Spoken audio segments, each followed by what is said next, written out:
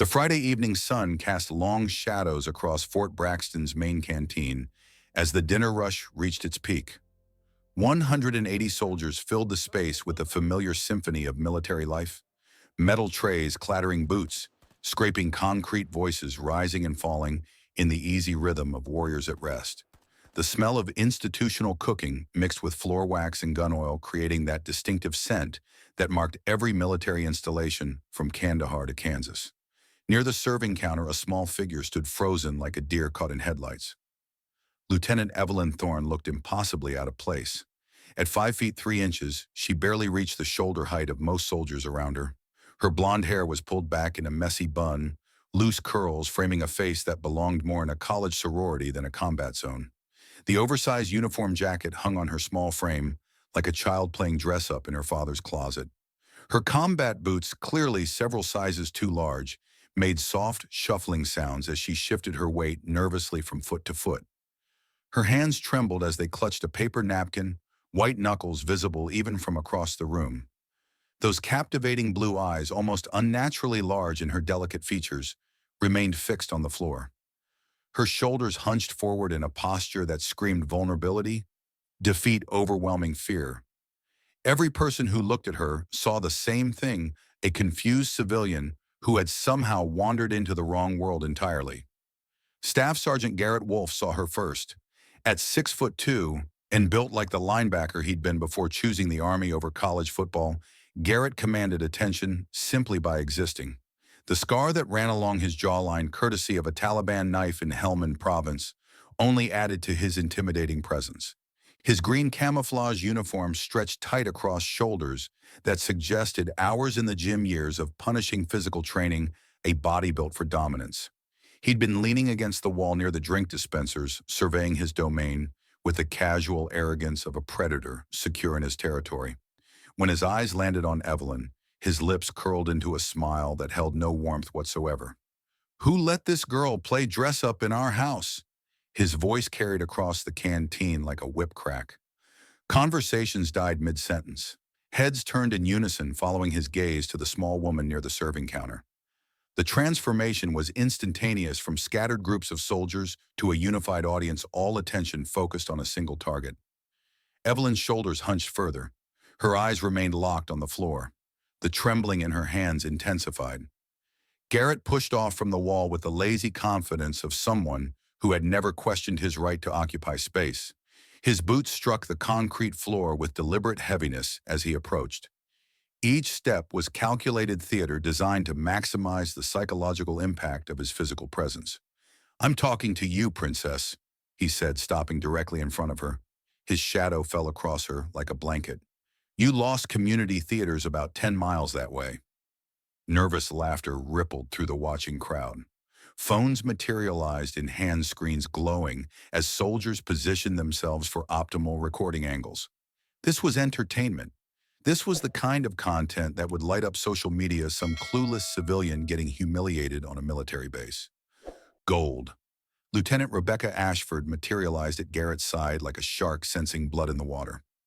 Becca, as everyone called her, carried herself with the rigid perfection of someone whose entire identity depended on being the most intimidating woman in any room. Her red hair was cut military short, styled with precision that bordered on obsessive. At 5'9", she used every inch of her height to maximum effect, standing with parade ground posture that made her seem taller than she was. Her uniform was immaculate, every crease sharp enough to draw blood, every button polished to mirror brightness.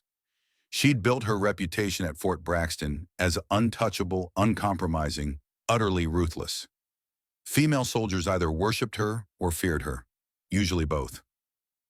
"Sweetheart," Becca said, her voice dripping with theatrical concern as she circled Evelyn like a predator. "Halloween was last month. Where'd you steal that uniform, Army surplus store?" More laughter, louder now, emboldened. Evelyn stood perfectly still, absorbing each insult with an unnatural quietness that should have been the first warning sign. Her breathing remained steady despite the apparent terror. Her feet, though seemingly trembling, had shifted into a balanced stance, weight distributed evenly, center of gravity, low, ready for movement in any direction. But nobody noticed. They saw what they expected to see: weakness. In the shadowy corner booth near the emergency exit, Colonel Nathaniel Garrison lowered his coffee cup and watched the scene unfold with eyes that had witnessed 40 years of military service across 3 continents. At 67, Garrison carried his age like battle scars, visible, undeniable, but worn with a certain pride. His gray beard was trimmed military neat. The cane that leaned against his table was a necessary companion now, thanks to an IED outside Kandahar in 2004 that had shattered his left leg in 17 places. The scar that split his forehead, running from hairline to eyebrow, was a gift from Mogadishu in 1993. He'd been reading the Army Times when the commotion started. Now the newspaper lay forgotten on the table as his trained eye cataloged details that the younger soldiers missed entirely. The way Evelyn's eyes moved. Not random, not panicked, but systematic scanning exits, counting personnel, assessing threat levels, with the automatic precision of someone trained in close-quarters combat. The way her hands trembled, but her breathing remained controlled, measured the deliberate pattern used to manage heart rate under stress. The way she stood, appearing helpless but actually balanced perfectly for explosive movement. Garrison had seen this before. Many years ago, in many dangerous places, he'd worked alongside operators who could project weakness while being the most dangerous people in any room. His hand moved almost unconsciously to his cane. The familiar weight of it was somehow comforting as a cold suspicion began crystallizing in his gut. "Ma'am," Garrett was saying now, his voice mockingly polite, "do you have proper authorization to be on this installation?" Evelyn reached into her jacket pocket with movements so careful they seemed choreographed. She produced a slightly crumpled set of papers, holding them out with hands that shook just enough to be noticeable. Garrett snatched the documents, his expression already smug with anticipated victory. But as his eyes scanned the first page, something flickered across his face. Confusion, then unease. The orders appeared legitimate, all the correct signatures, all the proper authorization codes. But there was something about them that raised the hair on the back of his neck. Classification stamps he didn't recognize. Authority levels that seemed impossibly high. And at the bottom in bold letters, Dragon Balance Protocol. "These orders are weird," Garrett said slowly, trying to maintain his confident tone despite the tremor of uncertainty creeping in. "What the hell is Dragon Balance?" Becca leaned over his shoulder, squinting at the papers. Her perfectly maintained expression cracked slightly. She'd never seen classification levels this high. She'd certainly never seen authorization that came from sources whose names were redacted behind black bars. Corporal Thaddeus Kincaid pushed through the crowd with the blunt confidence of someone who'd grown up in a military family and knew no other life. At 24, he was third-generation Army, a weapons specialist who could field strip an M4 blindfolded and had the marksmanship scores to back up his swagger. "Let me see those," he said, taking the papers from Garrett. His eyes widened as he read. "Holy shit, these are real. The authorization codes check out." "Codes can be faked," Becca said quickly. Too quickly. There was an edge of desperation in her voice now. Thad shook his head. "Not these codes.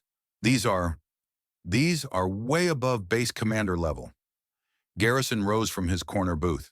The scrape of his cane on concrete cut through the nervous murmur of the crowd.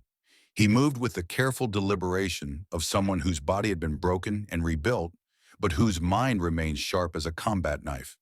The crowd parted automatically as he approached. Garrison carried an authority that had nothing to do with rank and everything to do with the weight of experience. When he extended his hand for the papers, Garrett surrendered them without hesitation. Garrison studied the documents in silence. His weathered face revealed nothing but his knuckles whitened slightly as he gripped the papers. When he finally looked up at Evelyn, something had shifted in his expression. The casual interest of an old soldier watching drama unfold had been replaced by something more complex: recognition mixed with disbelief, respect tangled with concern. "Ma'am," he said quietly, his voice carrying the measured weight of command. "These orders are unusual. The authorization codes are correct, but the assignment parameters are classified above my clearance level." It was the first time anyone had addressed Evelyn with genuine respect. The effect on the crowd was immediate. The mocking laughter died. Phones lowered slightly. The certainty that this was harmless entertainment began to crack. Garrett's confidence flickered like a candle in wind. In his experience, confused civilians didn't carry classified military orders with authorization codes that stumped full colonels. But he'd built his entire identity around dominance, around being the alpha, around never backing down. Admitting mistake was weakness. Retreat was defeat. His psychological makeup wouldn't allow it. "Sir," he said, forcing his voice to remain steady, "with respect, those documents could be forgeries. Identity theft is a serious problem. Military credentials are valuable on the black market." It was a reasonable concern, logical enough to provide cover, aggressive enough to maintain his position. Garrison's eyes moved from the papers to Garrett, and in that gaze was a lifetime of reading men in combat situations. He saw everything: the fear masquerading as confidence, the need for dominance that came from profound insecurity, the dangerous pride that wouldn't allow retreat even when wisdom demanded it. "Your concern is noted, Sergeant," Garrison said carefully. "Ma'am, I'm going to need to verify these orders through proper channels. Until then, I'm afraid I'll have to ask you to remain here under supervision." Evelyn simply nodded. Her compliance was so complete it seemed almost rehearsed. But Garrison noticed what the others missed: the way her eyes moved as he spoke, cataloging the position of every person in the room, calculating angles and distances with unconscious precision. "In the meantime," Garrett said, seizing the opportunity to regain control, "maybe our guest wouldn't mind demonstrating some of those impressive skills. You know, to verify she's actually military and not just some stolen valor case." His voice carried a dangerous edge now, the tone of someone who had decided that subtlety was no longer necessary. Becca stepped forward, sensing her moment. "How about some basic drill commands? If you're really military, you'll know them." "Right." The challenge hung in the air like smoke from a discharged weapon. The crowd pressed closer, phones recording everyone, expecting hesitation, confusion, maybe even tears. What they got instead made several soldiers take involuntary steps backward. "Yes, ma'am," Evelyn replied. Her voice was suddenly crisp clear, carrying across the canteen with parade ground authority. She snapped to attention with movements so precise, so perfectly executed, that the casual laughter began to falter. Her posture transformed from cowering civilian to textbook military bearing in the space between heartbeats. Every angle was exact, every muscle engaged with purpose. It was the kind of attention position that drill sergeants spent months trying to beat into recruits, executed with such effortless perfection it seemed automatic. "About face," Garrett commanded, certain he could trip her up. Evelyn executed the movement flawlessly. Her boots clicked against the concrete floor with parade ground precision. The timing was perfect, the execution without flaw. Not good, not impressive, perfect. The kind of perfect that came from thousands of repetitions until the movement became as natural as breathing. "Present arms." Garrett continued, his confidence beginning to waver. Without hesitation, Evelyn brought her hands up in the exact position required for presenting an imaginary rifle.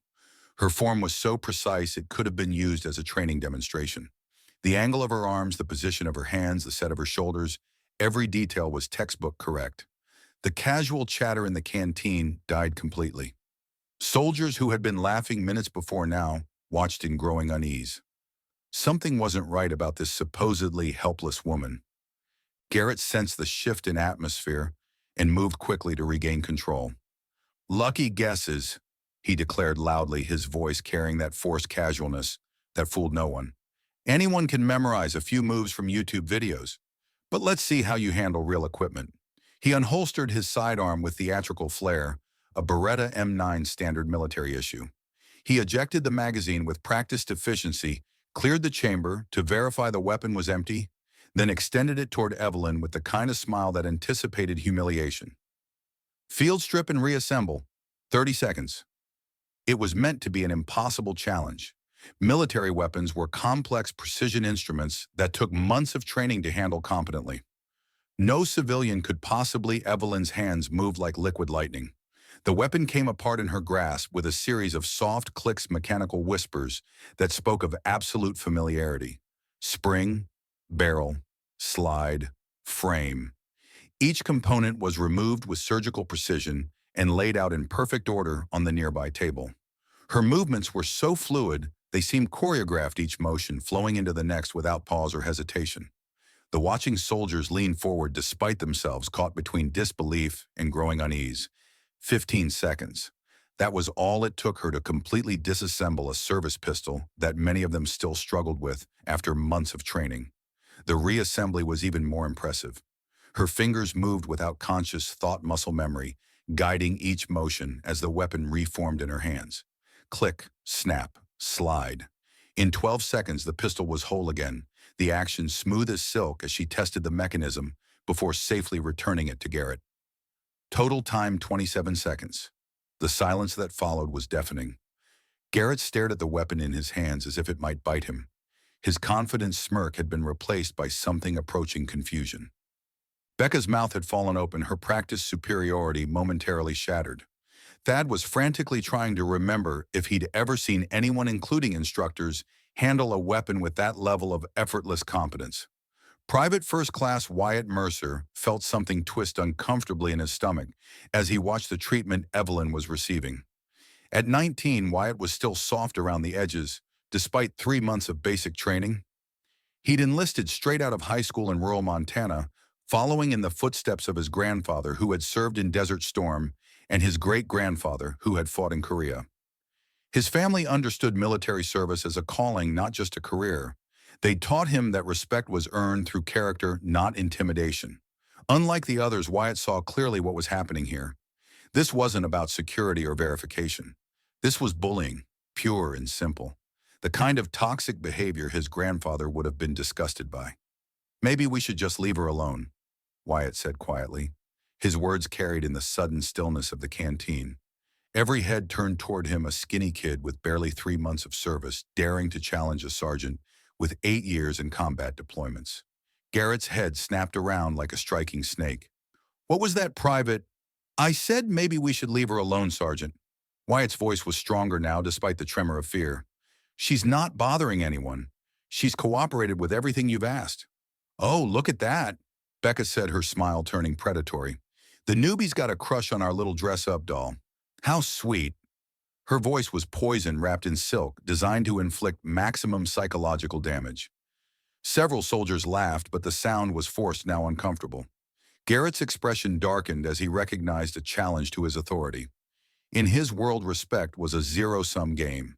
Any kindness shown to his target was a direct attack on his position. "Private Mercer," he said, his voice carrying the weight of threat, "since you're so concerned about our guest's feelings, maybe you'd like to join her for whatever comes next." The implication was clear.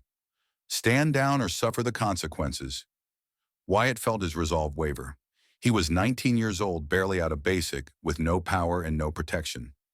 Going against Garrett could destroy his military career before it even started. The smart move, the safe move, was to shut his mouth and fade into the crowd. But when he looked at Evelyn, saw the way she stood with quiet dignity, despite the abuse being heaped on her. Something in his grandfather's teachings clicked into place. His grandfather had told him stories about moments like this, times when doing the right thing meant standing alone, when character was tested not by dramatic battlefield decisions, but by simple human decency in everyday situations. "Yes, Sergeant," Wyatt said, his voice steady now, "if that's what it takes." For just a moment, Evelyn's eyes flicked up to meet Wyatt's. In that brief connection, he saw something that made his breath catch. Not gratitude, not relief, but a kind of ancient, weary recognition, as if she had seen this scenario play out countless times before and knew exactly how it would end. The look of someone who had been protected by strangers before, at great cost to themselves, and who carried the weight of those sacrifices. The canteen had grown unnaturally quiet now. The usual Friday evening chaos had been replaced by tense anticipation that precedes violence. Soldiers who had been laughing minutes before sensed they were witnessing something that might have consequences far beyond simple entertainment. Garrison chose that moment to step forward, his cane tapping against the concrete with deliberate rhythm. "Sergeant Wolfe," he said quietly, but his voice carried the weight of 40 years of command.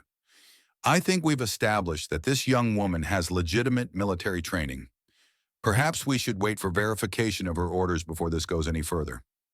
It was a lifeline, an opportunity to retreat with dignity intact. Garrett didn't take it. His psychological need for dominance overrode every instinct for self-preservation. The old colonel might have rank and experience, but Garrett had youth physical power and the backing of active duty personnel. More importantly, backing down now would be admitting he'd been wrong, that the target he'd chosen for humiliation might actually be someone he should have respected. His pride wouldn't allow it. "Colonel, with respect, you're retired," Garrett said, his voice carefully measured, but carrying an undertone of challenge. "I'm active duty. Base security is my jurisdiction." Garrison's eyes narrowed. "Is that so, Sergeant?" "Yes, sir, and I have legitimate concerns about this individual's presence on this installation." Garrett turned back to Evelyn. "Let's try something more complex. See if those YouTube skills hold up." Thad, sensing the escalation and wanting to be part of it, moved to the arms locker near the serving area. He returned carrying an M4 carbine, the standard rifle used by most military units, significantly more complex than the pistol. "This is a weapons system," Thad announced, his voice carrying the authority of a specialist, explaining his domain. "It's got multiple subsystems, requires both knowledge and experience to field strip properly. The current base record for complete disassembly and reassembly is 18 seconds, held by Master Sergeant Rodriguez, who's been doing this for 15 years. He placed the rifle on the table with exaggerated care. "Think you can beat it, ma'am?" The challenge was impossible. Everyone knew it. Even experienced soldiers rarely broke the 22-second mark, and Thad was essentially asking Evelyn to perform a miracle. Evelyn approached the weapon table with measured steps. Her small hands reached for the carbine with movements that seemed almost reluctant. The watching crowd pressed closer, phones recording everyone, expecting to witness the moment when the pretense finally crumbled. She lifted the M4 with both hands. Her fingers moved with automatic precision, checking the chamber and confirming the weapon was safe, with movements so practiced they seemed unconscious. Then she found the takedown pins, and the familiar ritual began. Upper receiver separated from lower with a soft click. Bolt carrier group extracted with mechanical precision. Buffer spring removed without the fumbling that usually characterized amateur attempts. Each component was placed on the table in perfect order, the disassembly flowing like a carefully choreographed dance that had been performed 1,000 times before. The crowd grew quiet as they realized they were witnessing something extraordinary. 8 seconds for complete disassembly. The reassembly was poetry in motion. Components flowed together as if magnetized, each part finding its proper place without hesitation or adjustment. The final takedown pins snapped home with a sound like a closing door. Evelyn stepped back from a fully assembled weapon. Total time 16 seconds. A new base record. The silence that followed was profound, broken only by the soft hum of the building's ventilation system. Garrett stared at the stopwatch in his hand as if it had personally betrayed him. Becca's face cycled through expressions of disbelief, confusion, and growing unease. Thad's professional pride warred with the uncomfortable realization that he'd just been outclassed by someone who supposedly shouldn't even be here. Garrison stepped forward, his experienced eye examining the weapon Evelyn had assembled. Every component was in perfect position. The action was smooth as silk when he tested it. This wasn't luck or YouTube knowledge. This was the kind of competence that came from intensive professional training, from repetition measured in thousands of hours, from muscle memory so deeply ingrained that conscious thought was unnecessary. "Where did you learn to do that?" Garrison asked quietly. His question carried weight, not hostility, but genuine curiosity mixed with growing concern. Evelyn's response was barely audible, delivered to the floor rather than to her questioner. "Practice, sir." But that single word carried different weight now in the context of everything they had witnessed. What kind of practice produced this level of competence? What kind of training created skills that exceeded those of career soldiers? Garrison felt pieces of a puzzle beginning to form in his mind. Pieces that suggested something far more complex than a simple case of mistaken identity or stolen valor. Garrett's psychological profile was becoming increasingly evident as the situation evolved. His need to dominate, to control, to be the alpha in every situation was driving him to escalate beyond reason. The fact that Evelyn remained submissive in manner while demonstrating superior competence was creating a cognitive dissonance that his mind couldn't process healthily. "Impressive tricks," he said, his voice taking on a dangerous quality that made several soldiers shift uncomfortably. But handling weapons is only part of being a soldier. Let's see how you do with some real military knowledge. He began firing questions in rapid succession, each one designed to expose supposed civilian ignorance. What's the effective range of an M4 carbine? What's the standard load for a combat medic? How do you call for close air support in a danger-close situation? The questions came like machine gun fire, technical enough to stump most civilians and many soldiers, complex enough to require genuine military education, but Evelyn answered them all. 550 meters point target, 600 meters area target. She began, her voice gaining strength with each answer. The trembling civilian was giving way to something else entirely, someone who knew this information so thoroughly it was as natural as breathing. Combat medic carries IV fluids, trauma bandages, morphine auto-injectors, and quick-clot hemostatic agents as primary load. Secondary includes airway management tools, chest seals, and emergency surgical kit. Danger close air support requires authentication with higher command precise target coordinates, verified through multiple methods personnel, accountability within blast radius, and explicit acknowledgement of risk from all ground elements. Her answers weren't just correct. They were exhaustively complete, delivered with the kind of detail that spoke of advanced training and real-world experience. The kind of knowledge that didn't come from reading field manuals, but from actually using the procedures in situations where lives depended on getting it right. Becca found herself taking mental notes, trying to remember information that Evelyn rattled off without apparent effort. Thad's certainty that this was all some elaborate fraud was crumbling with each technically perfect answer. Garrison watched with growing certainty. He'd suspected, but now he was becoming sure. The way she moved, the way she thought, the depth of her knowledge. These weren't the qualities of someone pretending to be military. These were the qualities of someone who had been forged in the crucible of actual special operations. Thad decided to try a different approach. He pulled out his smartphone, accessing a military database used for training scenarios. "Okay," he said, his voice carrying false confidence. "Let's try a complex tactical scenario. You're pinned down by sniper fire from an elevated position. Your squad is taking casualties. Radio communications are compromised. How do you respond?" It was a nightmare scenario from advanced infantry school, the kind of question that required understanding not just of tactics, but of leadership under extreme pressure of making split-second decisions when every choice could mean life or death. Evelyn didn't hesitate. Identify sniper position through muzzle flash and impact analysis. Deploy smoke for concealment while moving casualties to hard cover. Establish suppressive fire with squad automatic weapons to fix the sniper in position and prevent accurate targeting. Call for counter-sniper support through alternate communications, hand signals, runners, or emergency frequencies. If counter-sniper, unavailable coordinate flanking maneuver, using available terrain while maintaining base of fire to prevent sniper repositioning. The answer was textbook perfect. More than perfect, it was the response of someone who had actually faced this scenario in real combat conditions, who knew not just the theory, but the brutal reality of executing tactics under fire. Thad found himself nodding along, recognizing the sound, tactical thinking, even as he wondered where a supposed civilian could have learned such advanced concepts. These weren't basics. This was staff college material. This was the kind of knowledge that separated professional soldiers from weekend warriors. Becca decided to try medical knowledge, an area where surely this small woman couldn't have expertise. She pulled a first aid kit from behind the serving counter. Standard military issue containing everything from pressure bandages to emergency airways. She selected a complex trauma scenario, the kind that would challenge even trained medics. "Soldier takes shrapnel to the thigh," Becca announced, her voice carrying across the now silent canteen.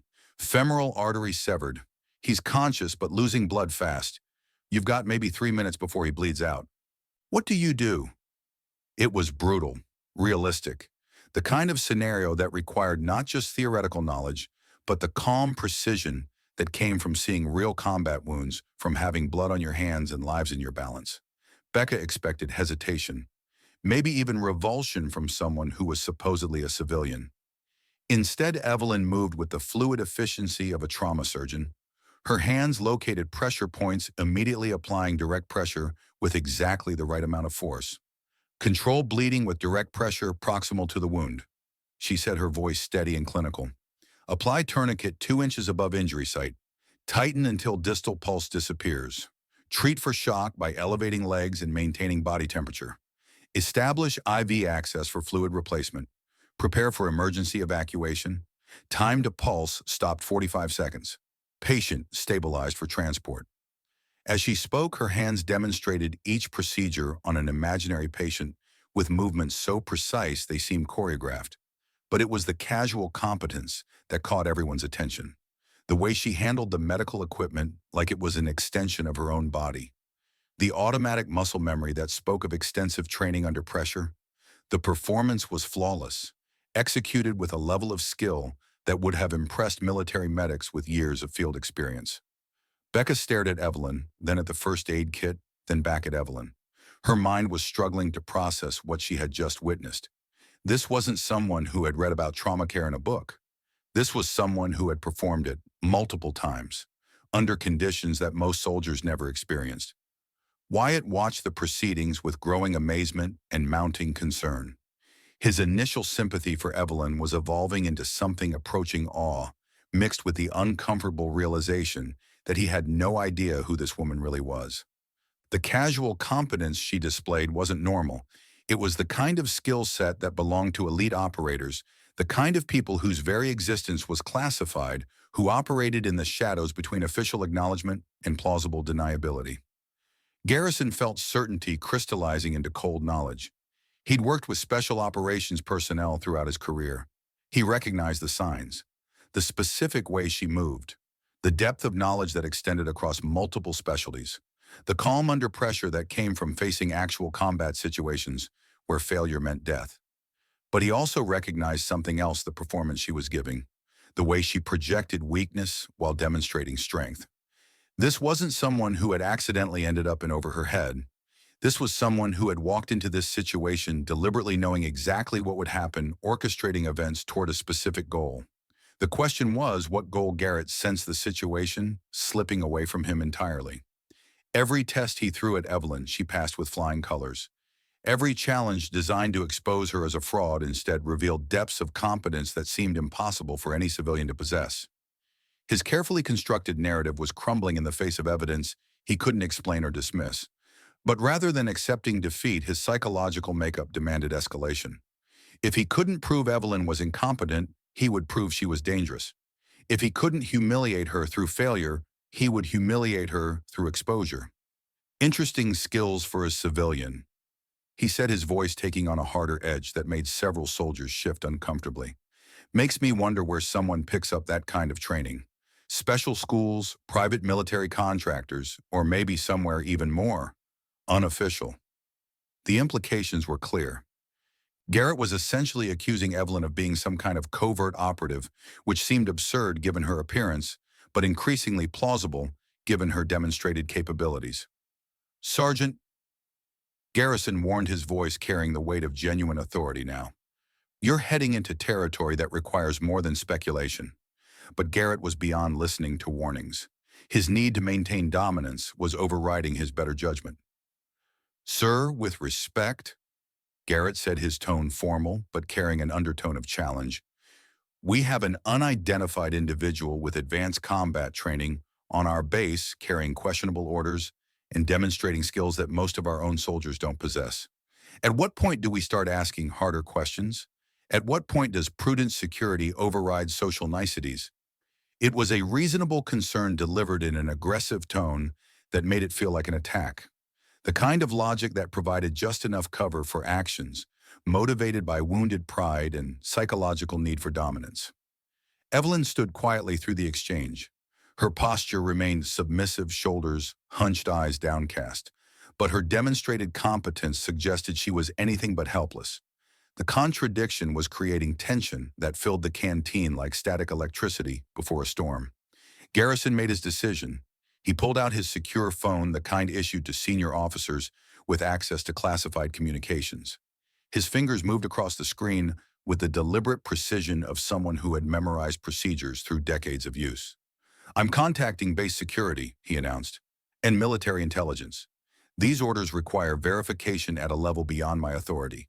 It was the right call, the only call that made sense given the circumstances. But it also meant committing to a path that would bring official scrutiny, formal investigation consequences that extended beyond this canteen. Evelyn simply nodded in acceptance. Her compliance was so complete it seemed almost rehearsed. But Garrison noticed what the others missed. As he spoke, Evelyn's eyes continued to track potential threats. Her breathing remained controlled using the specific pattern that special operations personnel use to maintain heart rate during high-stress situations.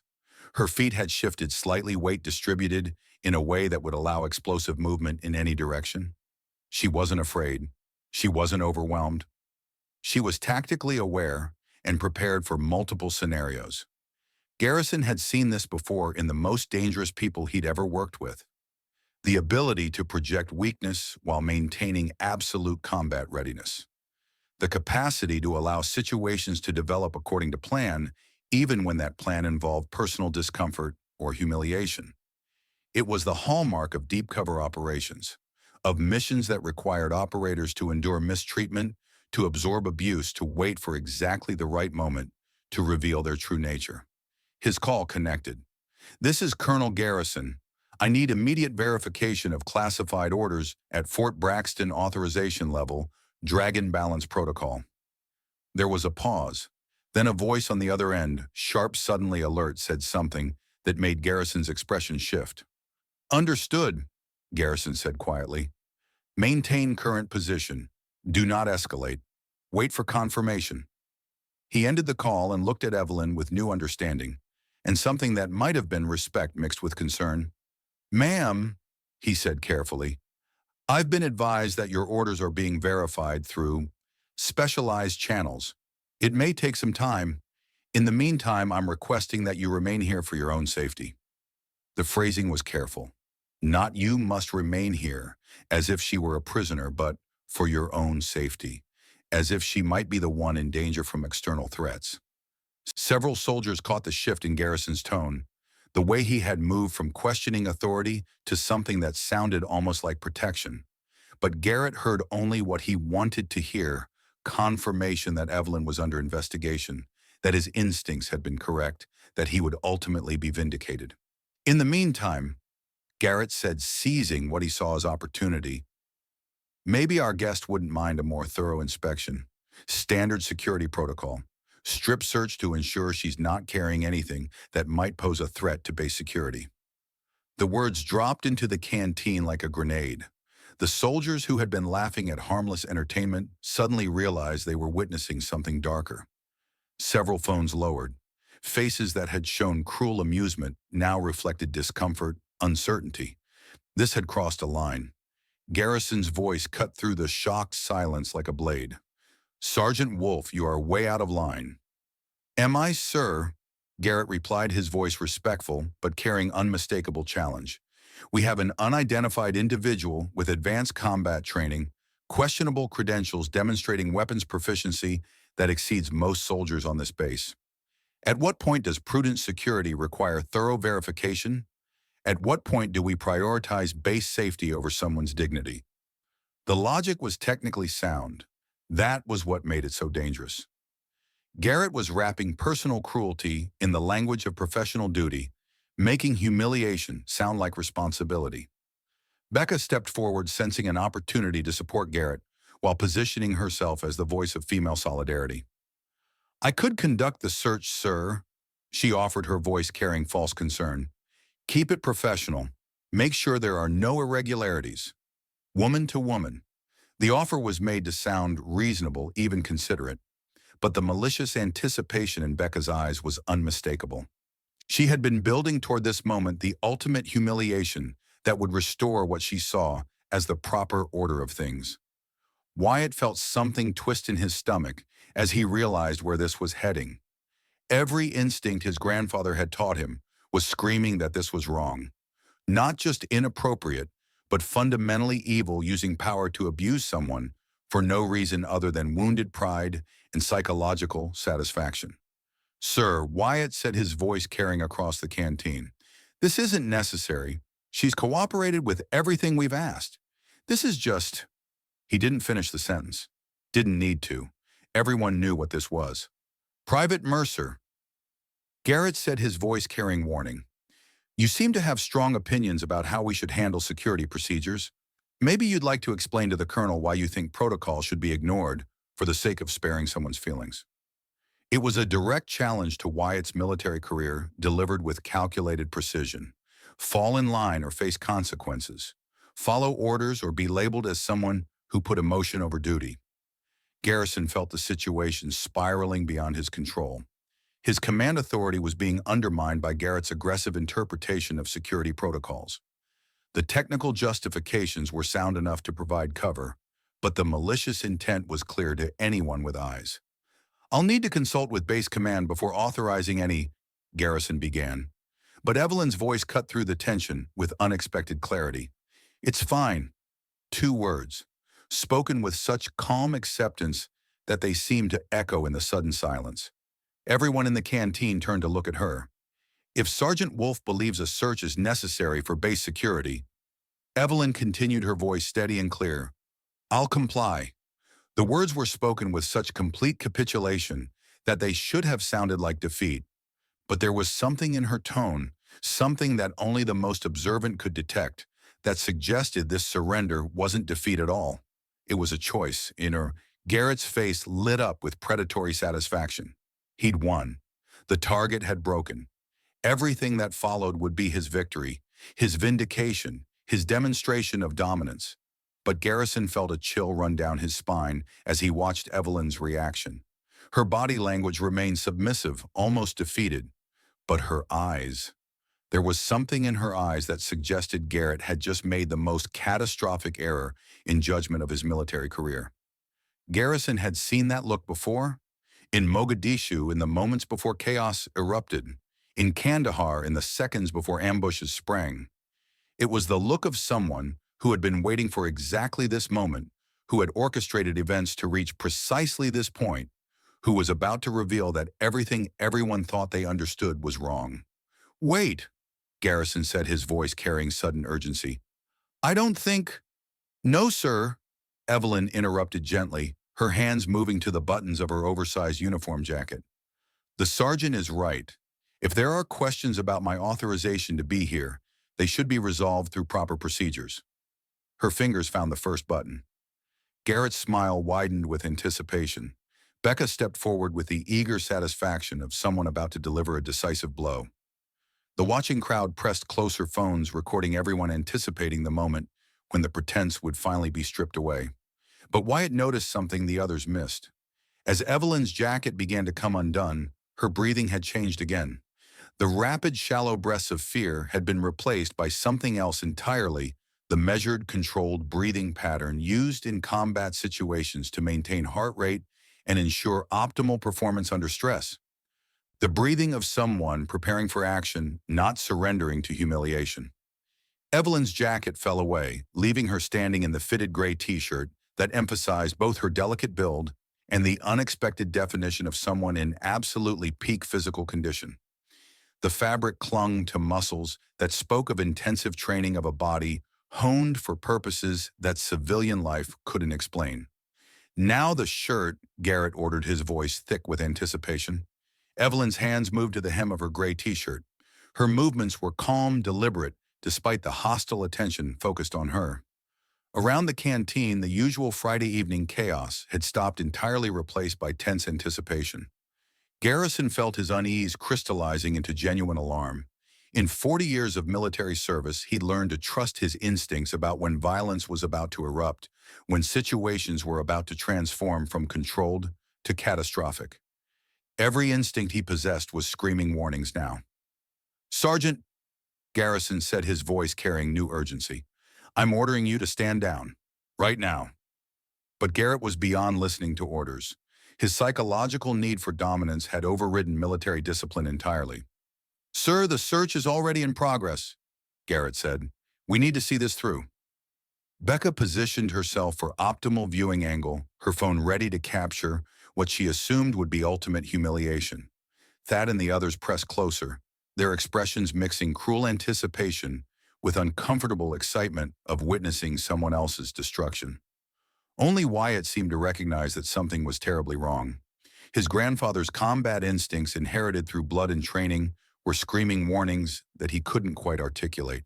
The way Evelyn stood, the way she breathed, the complete absence of fear in someone who should be terrified. Evelyn's hands gripped the hem of her t-shirt. The entire canteen held its breath. Garrett's smile reached maximum width. Becca's phone focused for optimal recording. 180 soldiers prepared to witness what they assumed would be the final destruction of a pretentious civilian who had dared to wear their uniform without earning the right. None of them realized they were about to see something that would change their understanding of power identity and the dangerous assumption that strength always announces itself with noise and swagger. Evelyn began to lift her shirt. First came the revelation of her abdomen, not the soft flesh of civilian life, but the toned muscles of someone whose physical conditioning went far beyond normal fitness standards. Each muscle was clearly defined, speaking of years of brutal training and absolute dedication to physical excellence. But it was what lay beyond, hidden beneath the rising fabric, that would transform every assumption in the room.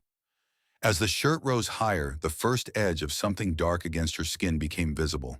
Not injury, not imperfection. The edge of something deliberate, something that spoke of meaning and significance beyond casual decoration. The crowd pressed even closer, trying to see. And then Evelyn turned, presenting her back to the assembled soldiers. The gray t-shirt continued its upward journey, revealing inch by inch what had been hidden.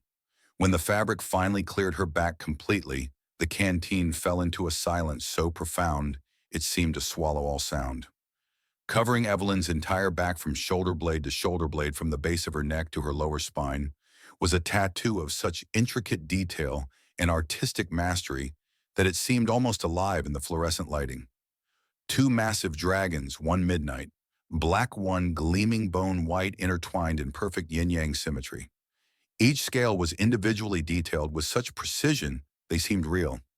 Each claw looked sharp enough to draw blood. Each eye burned with an intensity that made the artwork seem to possess actual consciousness. Surrounding the dragons were flames rendered with such artistry that they appeared to dance and flicker, tongues of fire, frozen in eternal motion, yet somehow suggesting movement, heat power barely contained. But it was the text beneath the dragons that made the color drain from Garrett's face. In bold letters rendered in the same precise artistry as the rest of the tattoo SEAL team, 6 dragon balance classified. The silence stretched and stretched. Then Wyatt's voice, barely a whisper, broke the spell. "Holy shit! That's the dragon balance." The words hit the room like a thunderclap. Colonel Garrison came to full attention, his cane forgotten, as decades of military bearing asserted itself. His hand rose in a crisp salute that belonged in ceremonial reviews, his weathered face gone pale with recognition and something that might have been awe. "Lieutenant Evelyn Thorne." Garrison said, his voice carrying across the silent canteen with parade ground formality. "Call sign Ghost Hawk, Navy SEAL Team 6. And with those words, everything changed. The formal identification landed in the stunned silence, like a mortar round detonating in enclosed space. Garrett's face drained of all color, his confident smirk dissolving into an expression of pure horror. The predatory satisfaction that had animated his features seconds before transformed into the slack-jawed terror of someone who had just realized they'd walked into a minefield. His hands, which had been so steady while handling weapons and issuing commands, now trembled visibly as the implications crashed down on him with the weight of his entire career collapsing. Becca's phone slipped from nerveless fingers, clattering on the concrete floor with a sound like breaking bones. The noise seemed impossibly loud in the absolute silence. She stared at the device as if it were a live grenade, her mind racing through the federal statutes regarding unauthorized recording of classified special operations personnel. Each charge carried sentences measured in decades. Her carefully constructed identity as the untouchable female officer at Fort Braxton was disintegrating in real time. Thad staggered backward, his hands rising involuntarily as if in surrender. His weapons specialist expertise meant he understood exactly what dragon balance signified. The marking was legend myth whispered about in classified briefings and late-night conversations between operators who had clearances most soldiers would never possess. Only 12 people alive were authorized to bear that symbol. Each one represented the absolute pinnacle of special operations, capability individuals, whose very existence operated in the shadows between official acknowledgement and plausible deniability. The recognition spread through the canteen like wildfire consuming dry timber. Dragon balance, someone whispered from the back of the crowd. The words were picked up, repeated, spreading with the kind of electric shock that comes from witnessing something that shouldn't exist, couldn't exist, but undeniably did. Only 12 people alive have that marking, another voice breathed. Ghost Hawk, a third soldier, said, the call sign carrying weight of its own. I heard about Ghost Hawk, Afghanistan 2019, the operation that never officially happened. Echo Company was pinned down in the Korengal Valley, surrounded, taking casualties. Someone got them out, someone who wasn't supposed to be there. They said it was a ghost. Ghost Hawk saved my brother's unit in Syria. Another soldier contributed, his voice carrying the tremor of someone recounting a near-religious experience. He said a female operative appeared out of nowhere, coordinated their extraction under fire, disappeared before they could get her name. Command denied anyone was there, but he knew. They all knew. The stories accumulated layer upon layer of legend made flesh. Operations in Afghanistan that technically never happened. Hostage rescues in Syria that existed only as rumors. High-value target eliminations in classified locations where American forces officially had no presence. Each story featured the same phantom, a female operator who appeared when situations seemed hopeless, who possessed skills that seemed impossible, who vanished before questions could be asked. Evelyn stood in the center of the canteen, her back still exposed, the dragon balance tattoo seeming to absorb light itself. She lowered her shirt with the same calm precision she had used for everything else, covering the marking, but leaving the knowledge of its presence burned into every mind in the room. When she spoke again, her voice carried an authority that filled the entire space. Gone was the trembling civilian, the confused young woman playing dress-up in someone else's uniform. This was the voice of someone accustomed to command, to life or death decisions, to operations that existed in the shadows between peace and war. My orders, Evelyn said, her words falling into the silence like stones into still water, were to conduct a deep cover assessment of base security protocols and leadership culture at Fort Braxton. For the past 3 months, I have been observing, documenting, and analyzing systemic vulnerabilities in this installation's operational security and personnel management. She paused, letting the implications sink in. 3 months. This hadn't been a case of mistaken identity or accidental humiliation. Evelyn Thorne had been here intentionally testing the base's personnel, evaluating their character and judgment under stress. Sergeant Wolf's behavior, Evelyn continued, her gaze moving to Garrett, with the clinical assessment of a surgeon examining a particularly interesting pathology, has provided extensive data on the kind of toxic leadership that creates exploitable weaknesses in military culture. Every insult, every act of humiliation, every moment of mockery has been documented and assessed. Garrett collapsed into a nearby chair, his face buried in his hands.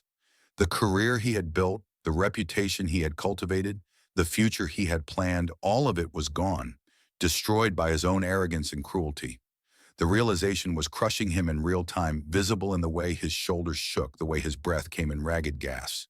Thad managed to find his voice, though it came out as barely more than a croak. "Ma'am, we didn't know." Evelyn's response was a question that cut deeper than any accusation could have. Would it have mattered? Should respect be conditional on rank or reputation? Should basic human dignity depend on someone's ability to fight back? The questions hung in the air like smoke from a battlefield, unanswerable, because everyone present knew the truth. Their behavior had revealed exactly who they were when they thought there would be no consequences. They had failed not a test of military knowledge or physical capability, but a test of fundamental character. And they had failed catastrophically. Wyatt felt vindication mixed with terror washing over him in equal measure. His instincts had been correct. This woman was someone special, someone who deserved respect. But the scale of what he had witnessed was beyond his comprehension. He had stood up for a Navy SEAL Team 6 operator, one of the most elite warriors in human history. Garrison remained at attention, his salute still held with parade ground precision. But his eyes tracked Evelyn with the trained assessment of someone who recognized the situation extended far beyond simple personnel evaluation. In 40 years of military service, he had learned to read operations within operations to see the shadows beneath surface narratives. Something else was happening here. Something bigger than cultural assessment or leadership evaluation. Evelyn pulled a tactical tablet from a pocket that shouldn't have been large enough to contain it. The device came alive at her touch, its screen displaying information that made Garrison's breath catch. Fort Braxton has been compromised, Evelyn announced, her voice carrying the clinical precision of an intelligence briefing. Not just by toxic leadership, though, that creates significant vulnerabilities. The base has been actively surveilled for the past 3 months by a rogue intelligence organization known as Umbra Protocol. The name dropped into the assembled soldiers like a depth charge in deep water. Most had never heard of Umbra Protocol. Those who had knew only whispers, rumors of a shadow organization that operated beyond oversight or accountability. Umbra Protocol. Evelyn continued, her fingers moving across the tablet to display classified documents that shouldn't exist. Was originally formed after September 11th as a special counterintelligence unit tasked with identifying internal threats to national security. Over the past 2 decades, it gradually evolved into something far more dangerous, a rogue element that sells classified information to the highest bidder without regard for American lives or interests. She pulled up surveillance photos that made several soldiers gasp, images of Fort Braxton's communication center, command post arms lockers, all photographed from angles that suggested professional surveillance equipment, high-resolution cameras positioned in locations that should have been secure. Captain Douglas Everhart.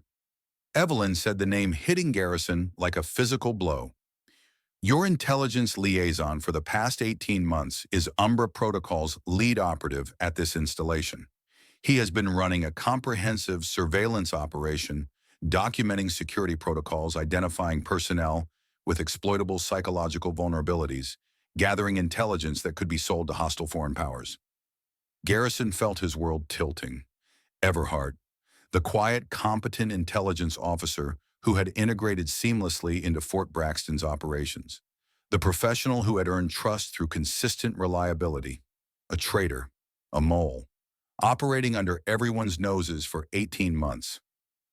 The cultural toxicity. Evelyn explained, her tactical mind laying out connections with surgical precision, creates the perfect environment for recruitment. Soldiers who feel abused by their leadership, who believe the system is rigged against them, who see no path to advancement through legitimate means. These individuals become potential assets for organizations like Umbra Protocol. They're vulnerable to approaches that offer money recognition or simply revenge against a system they feel has wronged them. Becca felt the words hitting her like physical blows. She had been part of creating that environment. Her systematic humiliation of junior soldiers, her cultivation of fear and competition rather than cooperation, her use of position to tear down rather than build up all of it, had contributed to exactly the vulnerabilities Evelyn was describing. Sergeant Wolfe. Evelyn said, her gaze moving back to Garrett, was contacted by Umbra Protocol 3 years ago. He wasn't recruited because he was uniquely talented. He was recruited because his psychological profile made him exploitable.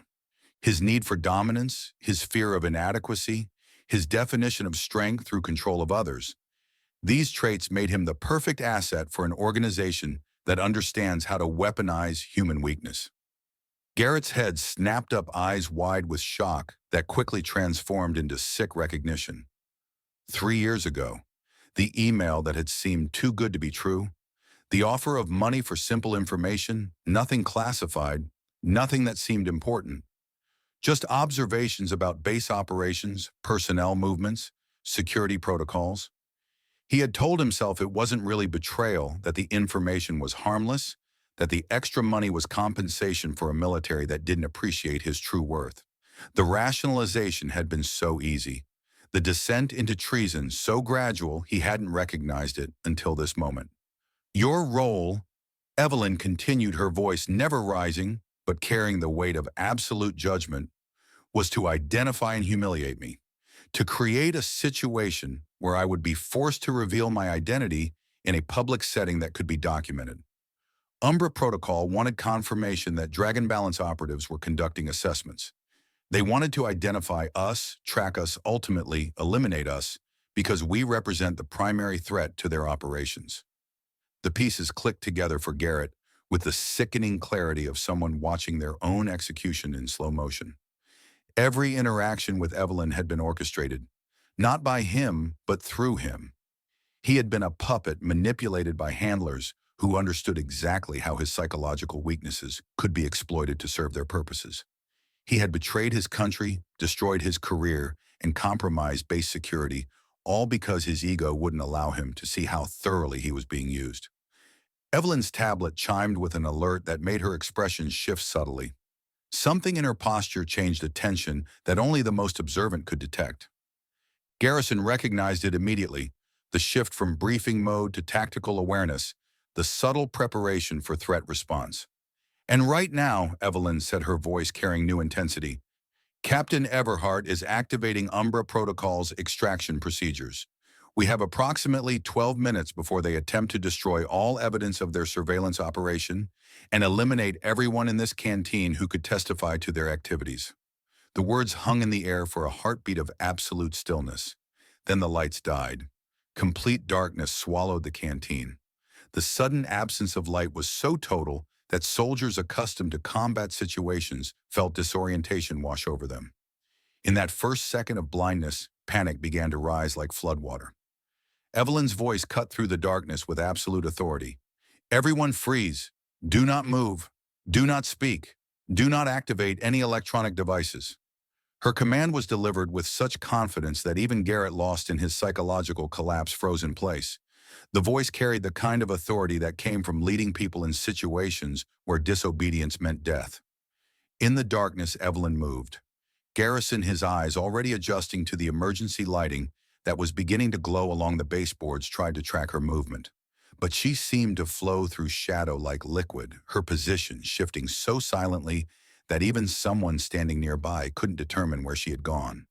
When she spoke again, her voice came from a completely different location. Private Mercer, you're going to be my communication relay. On my signal, you'll contact base security and provide the authentication code I'm about to give you. Wyatt's throat was dry, but his voice remained steady. Yes, ma'am. Tango 77 Echo. Tell them Ghost Hawk is active and requesting immediate tactical support for hostile extraction. Can you remember that? Tango 77 Echo. Ghost Hawk active. Request tactical support for hostile extraction. Yes, ma'am.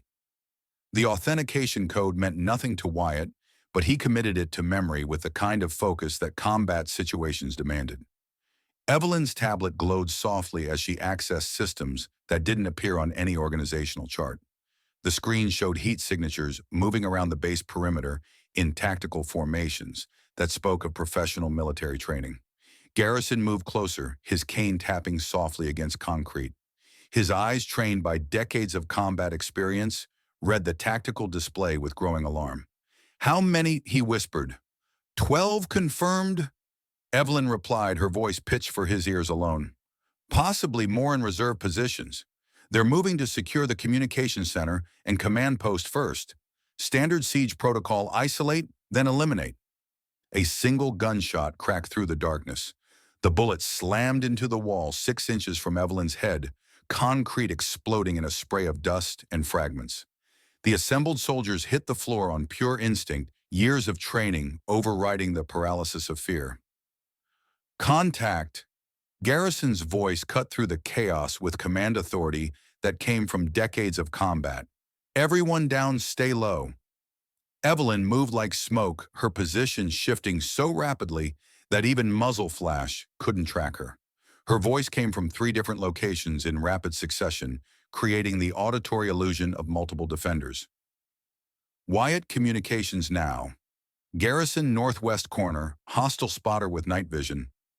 Thad, kitchen equipment, make noise, create confusion. Another shot, this one closer. Whoever was firing knew their business, adjusting for Evelyn's movement with professional precision. Garrett, crouched behind an overturned table with Becca pressed against the opposite side, felt something click in his mind. This was what leadership actually meant. Not dominance from a position of safety, but calm competence under fire. Evelyn wasn't ordering them to protect her. She was protecting them while coordinating their defense. "Ma'am," he called out. "Secondary exit through kitchen. They might not have it covered yet." "Negative." Evelyn's voice came back, steady despite the bullet seeking her flesh. "That's what they want. We hold here. Backup arrives in 10 minutes. 10 minutes. An eternity when professional killers were trying to eliminate everyone in the room. But they would hold, because that's what warriors did. But even as Evelyn organized their desperate defense, she was implementing a larger strategy that none of them could see. The encrypted messages she had sent weren't just calling for backup. They were activating a network of assets that had been positioned around Fort Braxton for months, operators who had been waiting for exactly this moment. "Ma'am," Becca's voice came from the darkness, her training asserting itself despite the chaos of the evening's revelations. "If they're moving on communications and command, they're planning to cut us off before conducting elimination operations." "We've got maybe 8 minutes," Evelyn confirmed, "before they reach this building." The timeline was impossibly tight, but Evelyn moved with the kind of calm efficiency that came from facing similar situations countless times before. Her hands flew across the tablet, sending encrypted messages to resources that existed in the deepest shadows of special operations. "Backup is en route," she announced, but her next words carried weight that suggested the situation remained critical. "But they won't arrive for 15 minutes. We need to hold this position and protect these witnesses until support arrives." Wyatt felt pride mixed with terror surging through him as he realized they had transitioned from disciplinary situation to active combat operation. The small woman who had been mocked and humiliated was now orchestrating a defense against professional killers. "Ma'am," Thad said, his weapons specialist training overcoming shock. "We're not equipped for defensive operations. The base armory is 3 buildings away, and if they've secured the communication center, we can't. We work with what we have," Evelyn replied, her voice carrying the absolute certainty of someone who had faced worse odds and prevailed. "This isn't about superior firepower. It's about superior positioning and tactics." She began moving through the darkened canteen with purposeful efficiency that suggested she had already mapped every detail of the space during her 3 months of observation. Her hands found objects that could be repurposed as defensive tools. A chair became an improvised barrier positioned to create a choke point near the main entrance. A fire extinguisher became a chemical weapon that could blind and disorient attackers in enclosed space. A serving tray became a shield that could deflect blades or provide momentary protection. Each item was positioned with tactical thinking that transformed civilian space into defensive terrain. Garrison watched with growing respect as Evelyn's preparations revealed the depth of her training. She wasn't just improvising, she was implementing doctrine-specific protocols for asymmetric defense that he recognized from his own years in Delta Force. Garrett, watching from his position of despair, felt something stirring in him that had been dormant since his childhood trauma. This was what real leadership looked like. Not the domination and control he had practiced, not the fear-based command he had cultivated, but the kind of calm competence that inspired others to rise above their limitations. "What can I do?" he asked quietly, his voice carrying a humility that had been completely absent from his earlier behavior. Evelyn paused in her preparations, studying Garrett's face in the dim emergency lighting. What she saw there, genuine remorse, desperate desire for redemption, willingness to sacrifice for others, made her decision easy. "You know this base's security systems better than anyone here," she said. "Help Private Mercer with communications. Your knowledge of protocols will be essential for coordinating with friendly forces when they arrive." It was a small task, barely significant in the larger tactical picture, but Garrett seized on it with the gratitude of someone who had been offered a chance at redemption. For the first time in hours, he had a purpose that extended beyond his own failures. Evelyn returned to her tablet, analyzing the tactical situation with rapid assessment that came from years of combat experience. The heat signatures were moving with coordinated precision, establishing overlapping fields of fire, and securing all potential escape routes. These weren't amateurs or opportunistic criminals. These were professionals executing a well-rehearsed plan. "They're not planning to take prisoners," she said quietly, her assessment delivered with clinical precision that made the threat absolutely clear. "This is an elimination operation designed to remove all witnesses to their surveillance activities.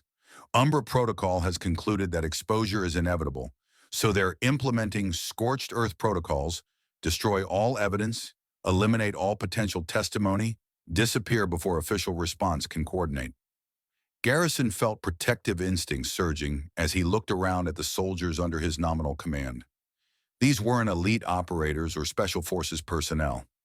They were regular Army trained for conventional warfare, not the kind of shadow conflict that Evelyn operated in.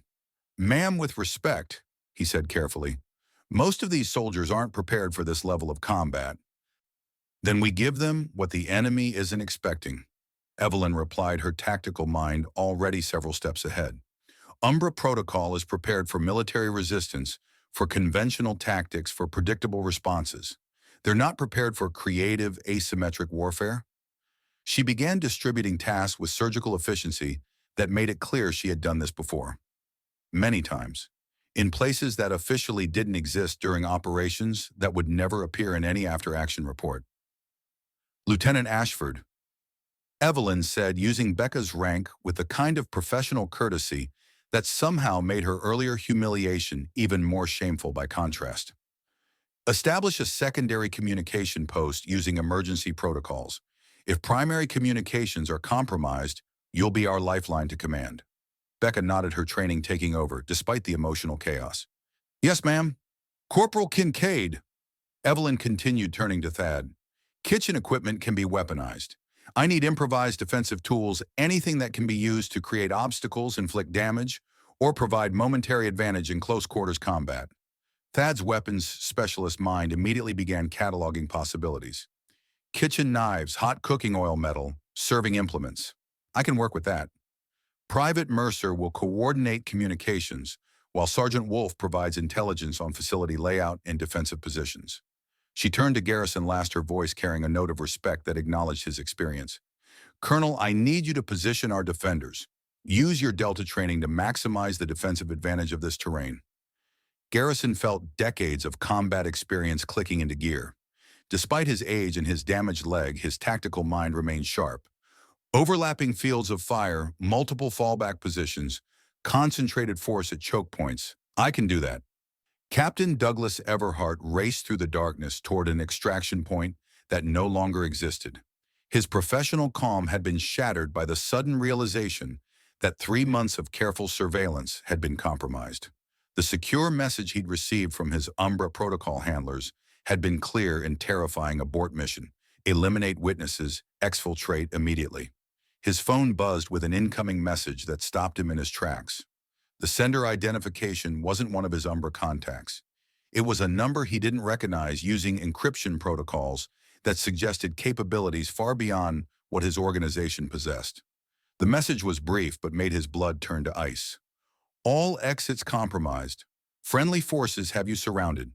Surrender or face elimination." Attached were photographs that made his professional world collapse.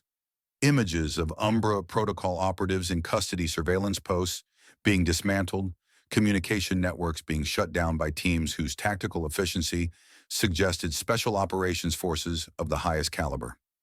The organization he had served for years was being systematically destroyed by forces he hadn't even known existed. Back in the canteen, Evelyn's preparations reached a critical juncture when her tablet chimed with an incoming priority message. The tactical display showed new information that made her jaw clench with barely controlled emotion. "Ghost Hawk priority tasking." She read from the screen, her voice steady, despite the personal stakes suddenly revealed. "Umbra elimination incomplete. High-value target escaped with classified intelligence regarding Dragon Balance operations. Your sister's location compromised. Immediate extraction required." The personal dimension that had been hidden beneath Evelyn's professional demeanor suddenly became clear. This wasn't just about military assessment or cultural transformation or even destroying a rogue intelligence network. It was about family, about people she loved who were now in danger because of her success here at Fort Braxton. Wyatt, standing close enough to read the message over her shoulder, felt his blood run cold as he saw the attached photograph. A woman who looked remarkably like Evelyn, slightly taller, with shorter, darker hair, but sharing the same bone structure and intensity of gaze, bound and unconscious in what appeared to be an Umbra Protocol safe house. "Ma'am," he said, his voice carrying shock mixed with concern. "Your sister, is she in danger because of what happened here tonight?" Evelyn's expression hardened into something that reminded everyone present why she was one of the most feared operators in the world. The calm professional assessment gave way to something more primal, more personal, the protective fury of someone whose family had been threatened. "My sister is Lieutenant Cora Thorne," she said quietly, her voice carrying a quality that made several soldiers involuntarily step back. "Call sign Phantom Storm, also Dragon Balance. She's been conducting similar operations in Europe, identifying and dismantling Umbra Protocol networks across multiple countries." The revelation added another layer to the complexity of the situation. This wasn't about one operator conducting one assessment at one base. This was a coordinated global operation involving multiple Dragon Balance personnel working in perfect synchronization across continents. If Umbra Protocol has her location, Evelyn continued, her tactical mind already processing scenarios and responses. "They'll use her as leverage to force my compliance with their demands. They'll threaten her life to make me stand down to stop the operations that are destroying their networks worldwide." Garrison felt pieces of a much larger puzzle clicking into place. The Dragon Balance program wasn't just about cultural assessment or security protocols. It was about a global war being fought in shadows, a conflict between forces that protected democratic institutions and those that sought to corrupt them for profit. "What are their demands?" he asked, though he suspected he didn't want to know the answer. Evelyn's tablet chimed with an incoming message that contained exactly what she had expected and dreaded.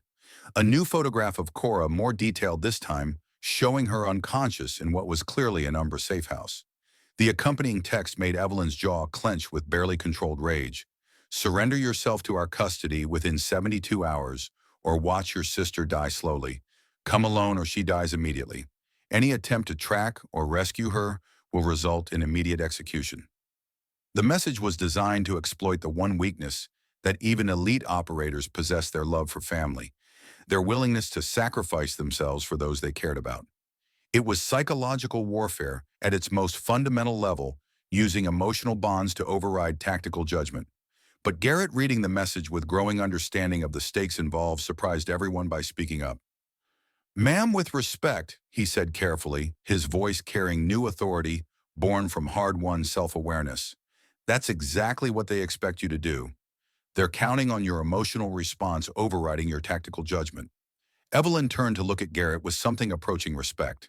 His psychological training, his understanding of manipulation and coercion, was providing insights that could be valuable if properly directed. "Explain," she said simply. Garrett stepped forward, his demeanor completely transformed from the arrogant bully he had been hours earlier. "They're using the same tactics I used in this canteen. Create a situation where the target feels they have no choice. Make surrender seem like the only option that preserves what they value most. The illusion of control while actually removing all real agency." Becca found herself nodding as she recognized the pattern Garrett had identified. "It's manipulation at the strategic level. They're trying to turn your strength, your loyalty to family, into a weakness that defeats you." Wyatt felt pieces clicking together as he realized what Garrett and Becca were suggesting. "But if we understand their psychological strategy, we can counter it. Instead of reacting emotionally, we respond tactically. We give them what they expect on the surface while delivering something completely different underneath." Evelyn felt a surge of pride as she watched the soldiers she had been assessing demonstrate exactly the kind of critical thinking that made for effective leadership. They were learning, growing, transforming themselves into better versions of what they had been. "What do you recommend?" she asked, genuinely curious to hear their tactical assessment. Thad joined the impromptu planning session. "They'll expect you coming alone, unarmed, desperate. They won't expect coordinated assault with backup position for tactical surprise." Becca's strategic thinking flourished in the collaborative environment. The Dragon Balance Network, Your sister isn't the only operator in the field. There are others who can coordinate rescue operations while you provide distraction. Garrison watched the discussion with growing satisfaction. These soldiers, properly led and motivated, were demonstrating exactly the kind of creative tactical thinking that elite operations required. But Evelyn's smile was sharp enough to cut diamond as she realized that her assessment of Fort Braxton's personnel had yielded unexpected dividends. Outstanding analysis, she said, her voice carrying genuine approval. But you're missing one crucial element of the tactical picture. Wyatt leaned forward, eager to understand what they had overlooked. What's that, ma'am? Evelyn's smile became genuinely warm for the first time all evening.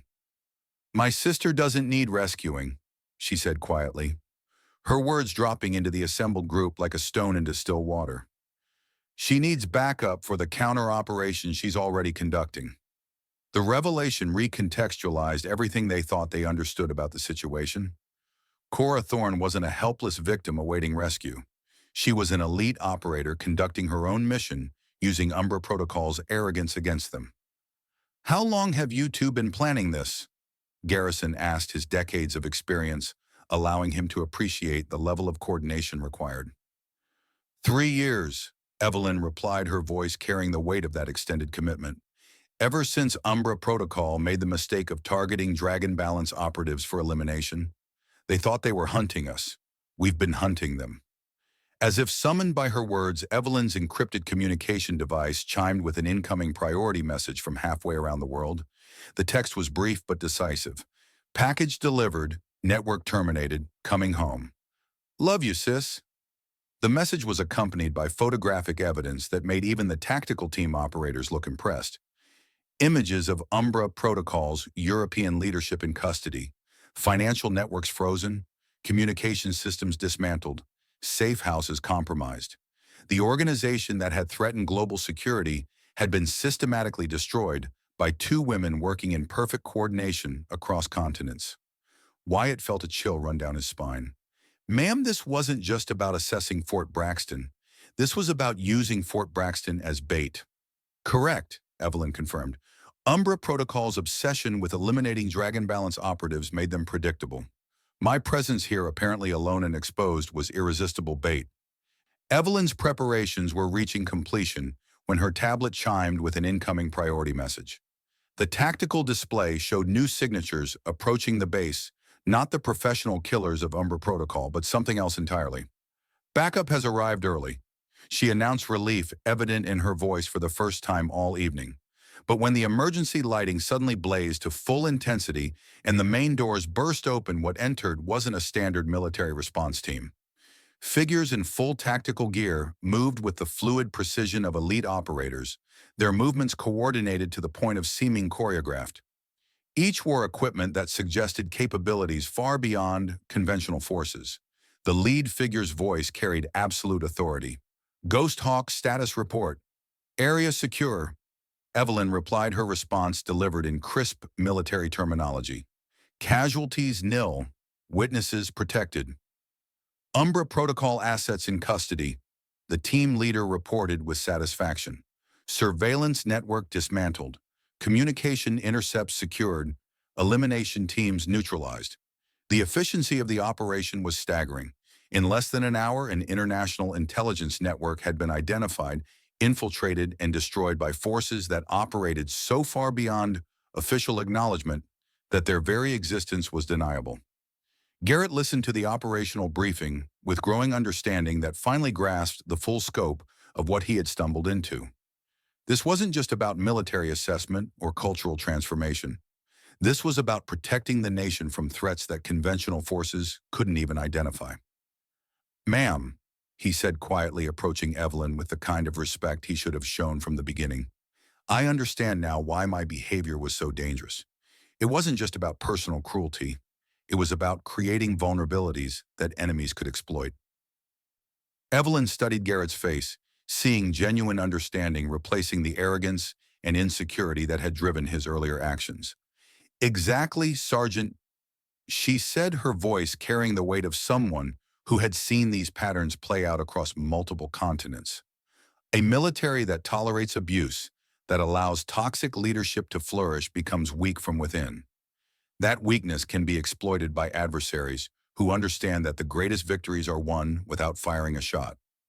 Becca stepped forward, her own understanding crystallizing. The harassment wasn't just wrong, it was a security risk. It created division, resentment, the kind of cultural problems that hostile organizations could exploit. Every person who feels powerless, Evelyn confirmed, who believes the system is rigged against them, becomes a potential asset for hostile forces. Umbra Protocol recruited their sources from among military personnel who felt abandoned by their leadership. Wyatt felt pieces clicking together. That's why the assessment was so important. Not just to identify bad leaders, but to identify potential security risks before they could be exploited. And to identify good leaders.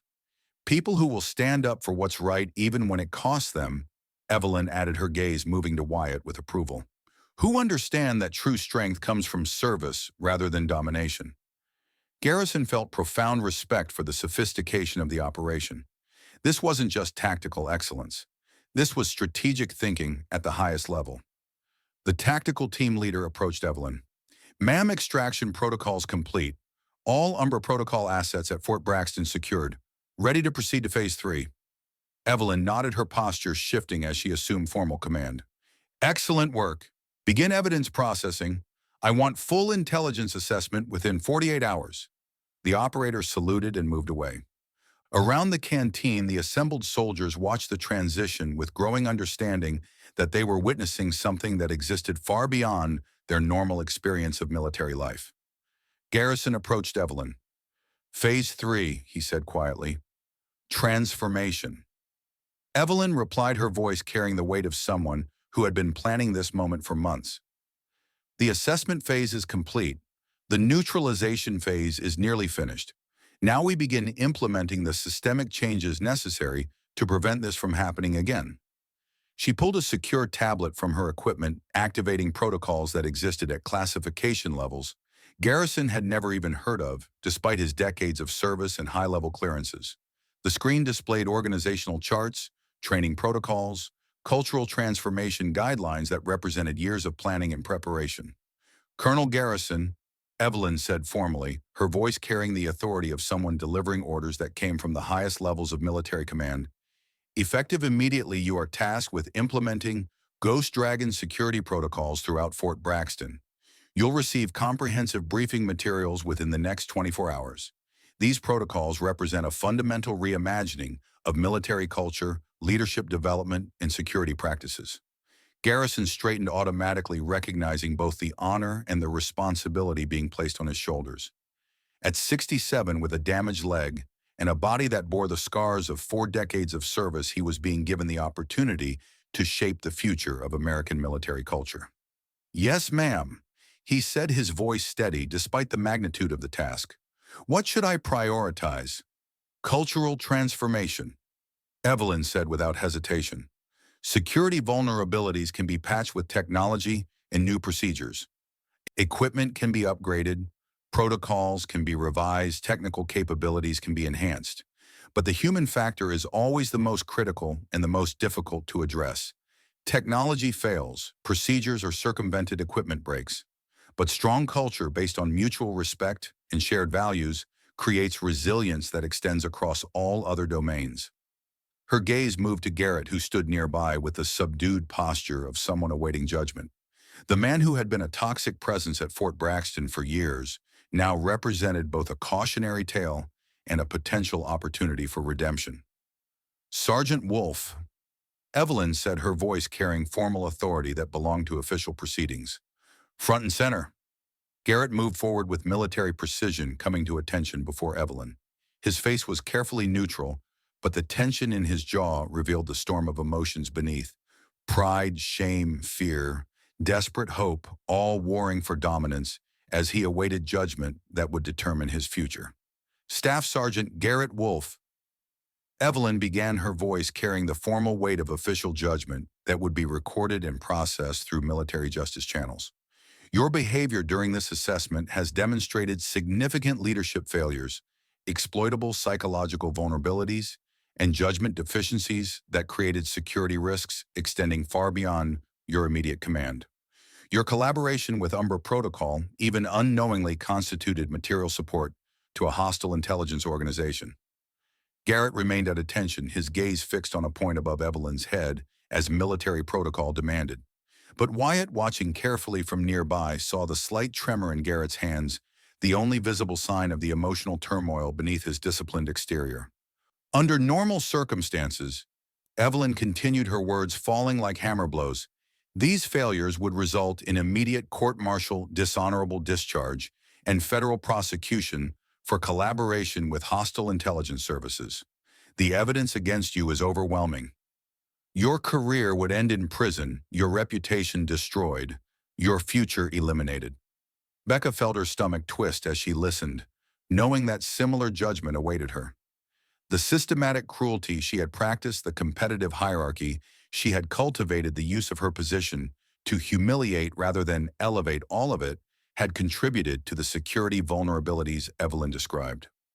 However, Evelyn said, her voice softening slightly in a way that made Garrett's eyes widen with surprise, your insights during the crisis, your willingness to acknowledge your failures without excuse or deflection, and your genuine desire for redemption suggest capacity for growth and transformation. You were manipulated by professionals who understood exactly how to exploit your psychological vulnerabilities. That doesn't excuse your actions, but it does provide context.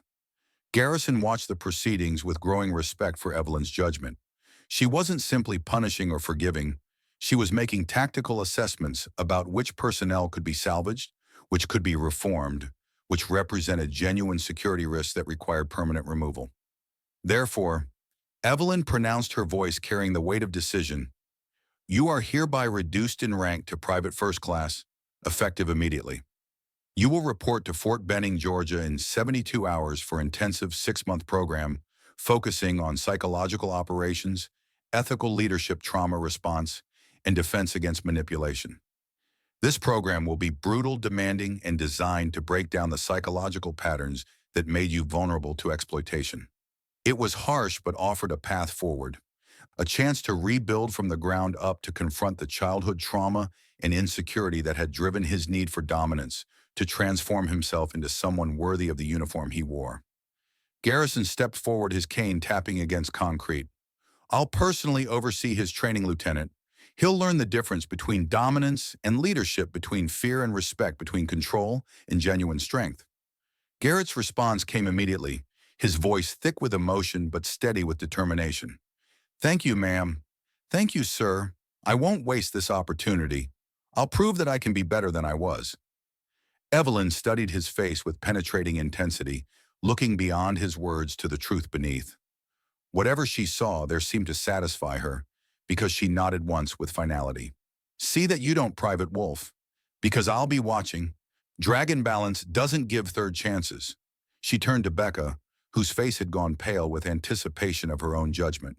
Lieutenant Rebecca Ashford, your participation in systematic harassment, your willingness to use your position to humiliate those you perceived as inferior, and your failure to uphold the standards expected of an officer created the toxic culture that made Fort Braxton vulnerable to infiltration.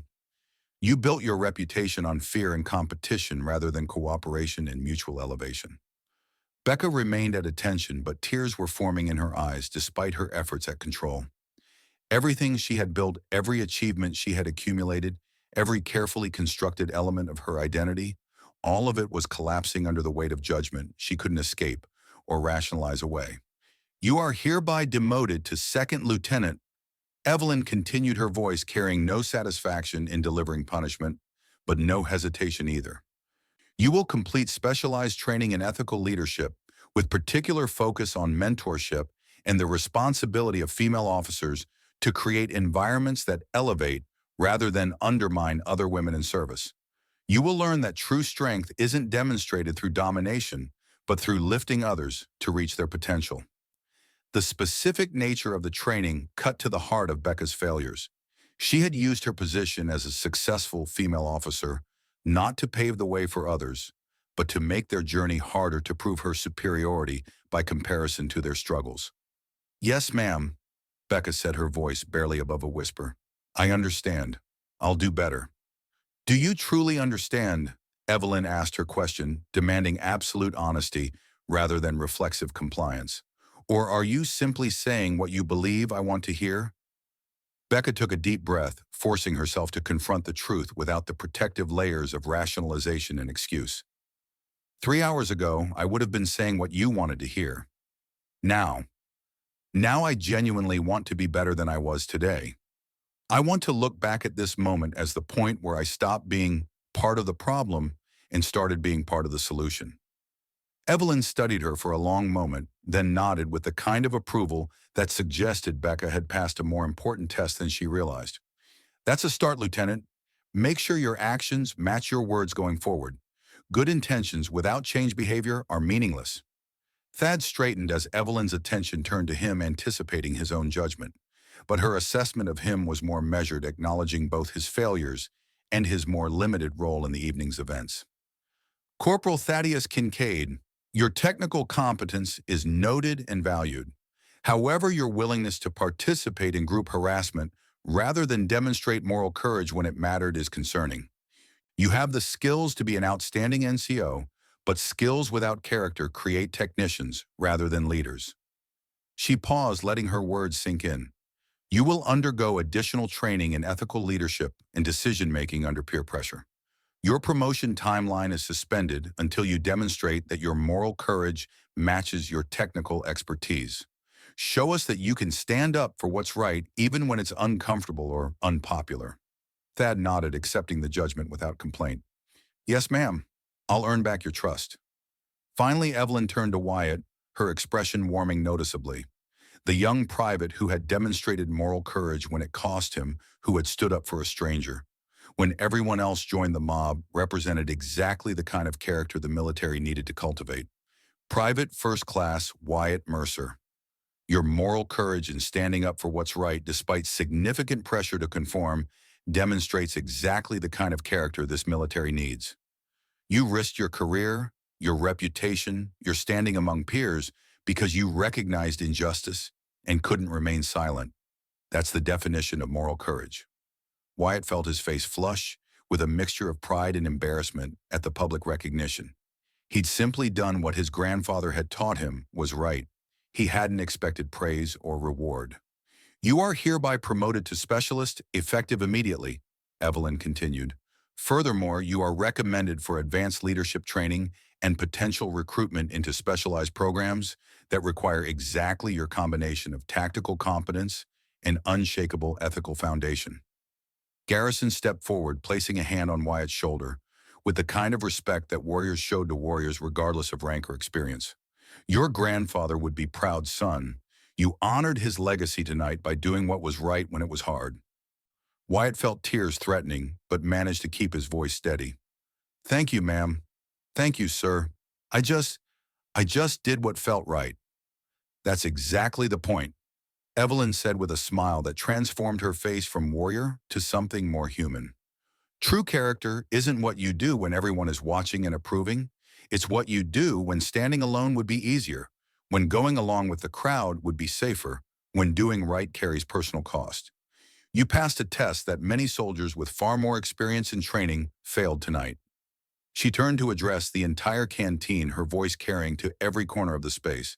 The soldiers who had participated in the harassment, who had recorded the humiliation, who had laughed at what they thought was harmless entertainment, all of them now understood they had been tested and found wanting. What happened here tonight wasn't just about exposing Umbra protocol or testing individual soldiers. Evelyn said, her words falling into attentive silence. It was about identifying the cultural weaknesses that allowed infiltration in the first place. The Ghost Dragon protocols that Colonel Garrison will be implementing aren't just about new security measures or different reporting structures. They're about transforming the fundamental culture of military service. Garrison nodded agreement, his own decades of experience confirming the truth of her assessment.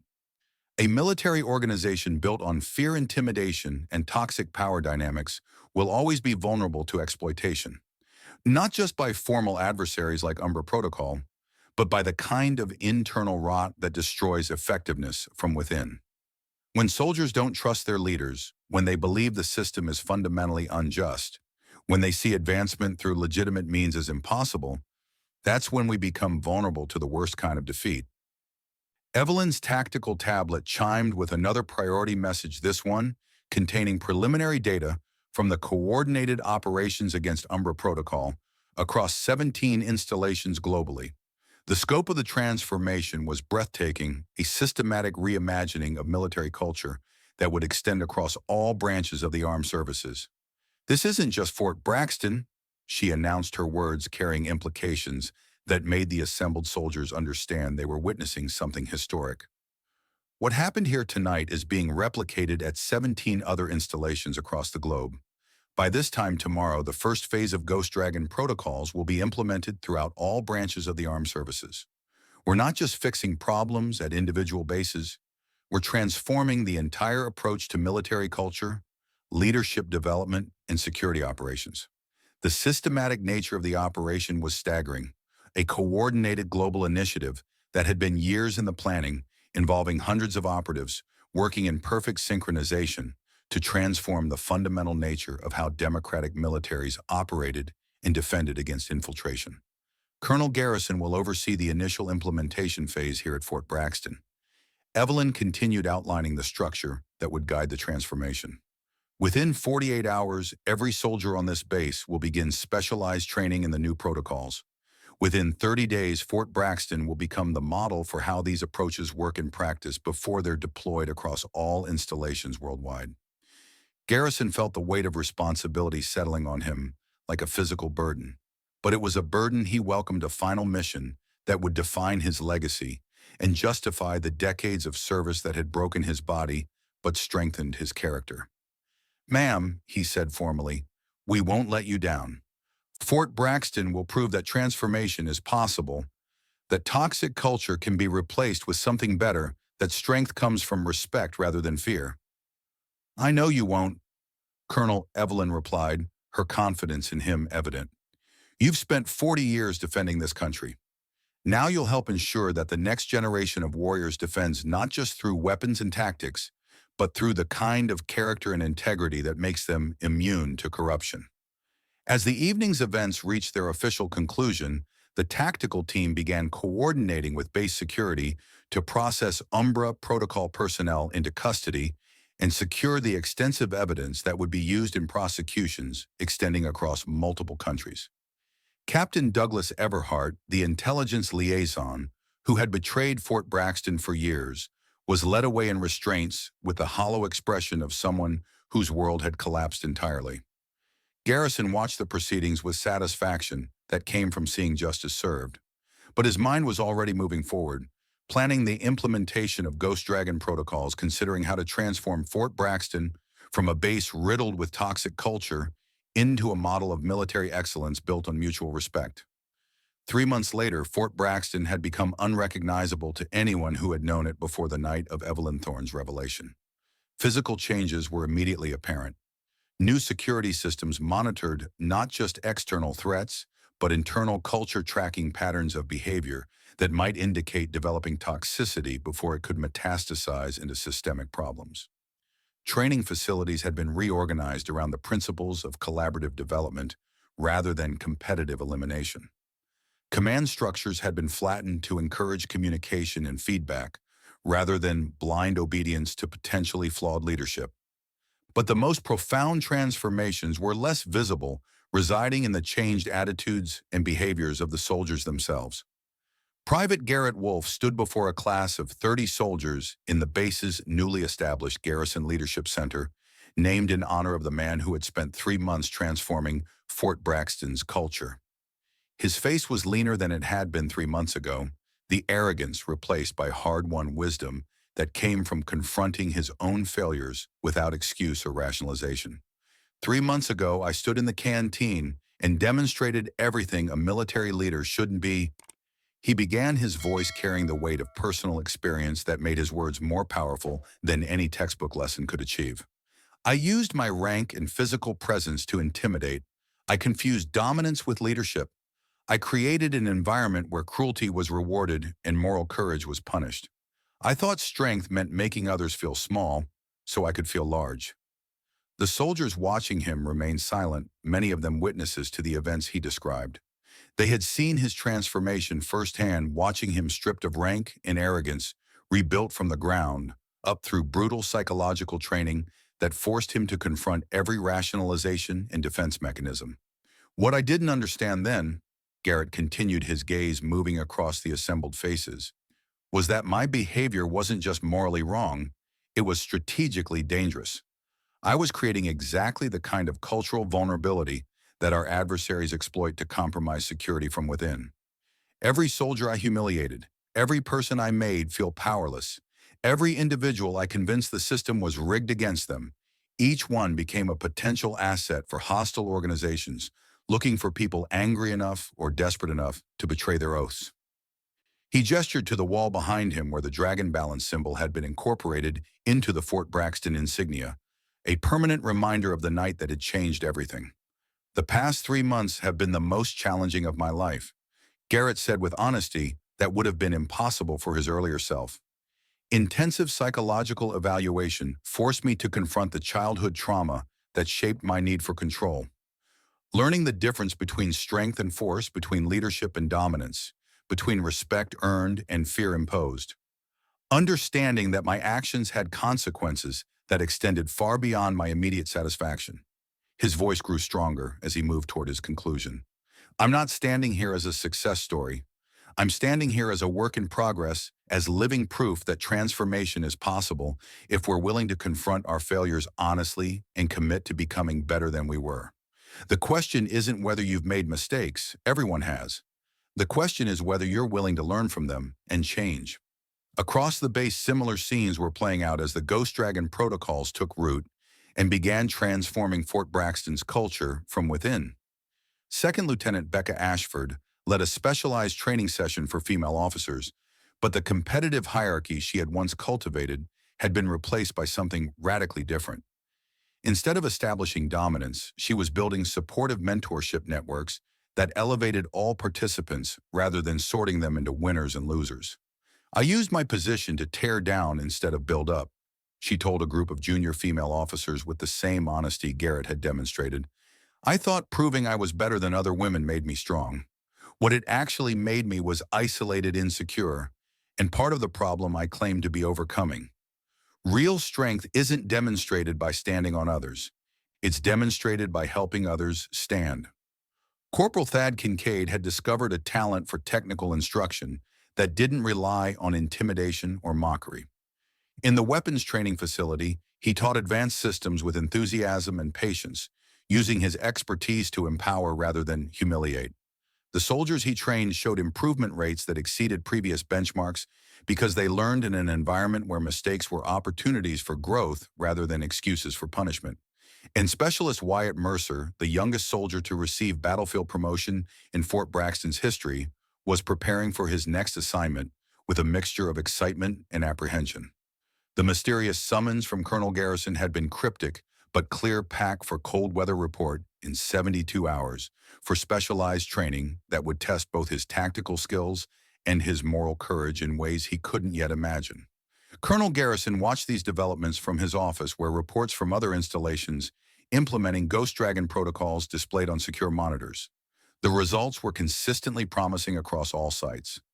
Significant improvements in unit cohesion as soldiers learned to trust their leaders and each other. Dramatic reductions in security incidents as cultural toxicity was identified and addressed before it could be exploited. Unprecedented levels of reporting on potential vulnerabilities as soldiers felt safe bringing concerns forward without fear of retaliation. The transformation wasn't complete. Cultural change measured in generations, not months. But the foundation was being laid for something that could genuinely reshape how democratic militaries operated, how they defended not just against external threats, but against internal corruption. A soft chime from his computer announced an incoming secure communication. The sender identification made him straighten in his chair, reaching for his cane with the automatic gesture of someone preparing to stand at attention. The message was brief but meaningful, carrying weight that transcended the simple words on screen. Dragon Balance Alpha to Ironside. Phase 3 Progress Evaluation Exemplary. Continuing to monitor. Tell Specialist Mercer to pack for cold weather. His next assignment begins in 72 hours. Attached orders classified above your clearance, but you'll understand when he returns. Well done, Colonel. Ghost Hawk. Garrison felt emotion tightening his throat as he contemplated the trust being placed in him, the responsibility of shaping not just Fort Braxton, but potentially the entire military's approach to culture and leadership. He summoned Wyatt to his office, watching the young specialist enter with the bearing of someone who had grown considerably in 3 months. The scared 19-year-old who had stood up for a stranger was evolving into something more confident, more capable, more ready for the challenges that awaited. Specialist Mercer Garrison said formally, though warmth colored his voice, "I have news about your next assignment." Wyatt straightened automatically, his expression betraying both excitement and apprehension. "Sir, Lieutenant Thorne has specifically requested you for advanced training," Garrison said, watching the impact of those words on the young soldier's face. "The assignment is classified beyond my clearance, which tells me it's significant. You'll be shipping out in 72 hours to a location I can't disclose for purposes I can only speculate about." He rose from behind his desk with the careful deliberation of someone whose body bore the scars of decades of service, but whose spirit remained unbroken. He extended his hand to Wyatt with the kind of respect that flowed between equals rather than the formal acknowledgement of rank hierarchy. "Whatever they're sending you to do, Specialist, I have absolute confidence you'll make Fort Braxton proud. You demonstrated the kind of character that can't be taught, only recognized and cultivated. The moral courage you showed that night in the canteen is rarer and more valuable than any technical skill." Wyatt accepted the handshake, his grip firm but not aggressive, one of many subtle changes that had spread throughout Fort Braxton as Ghost Dragon protocols replaced toxic competitiveness with collaborative strength.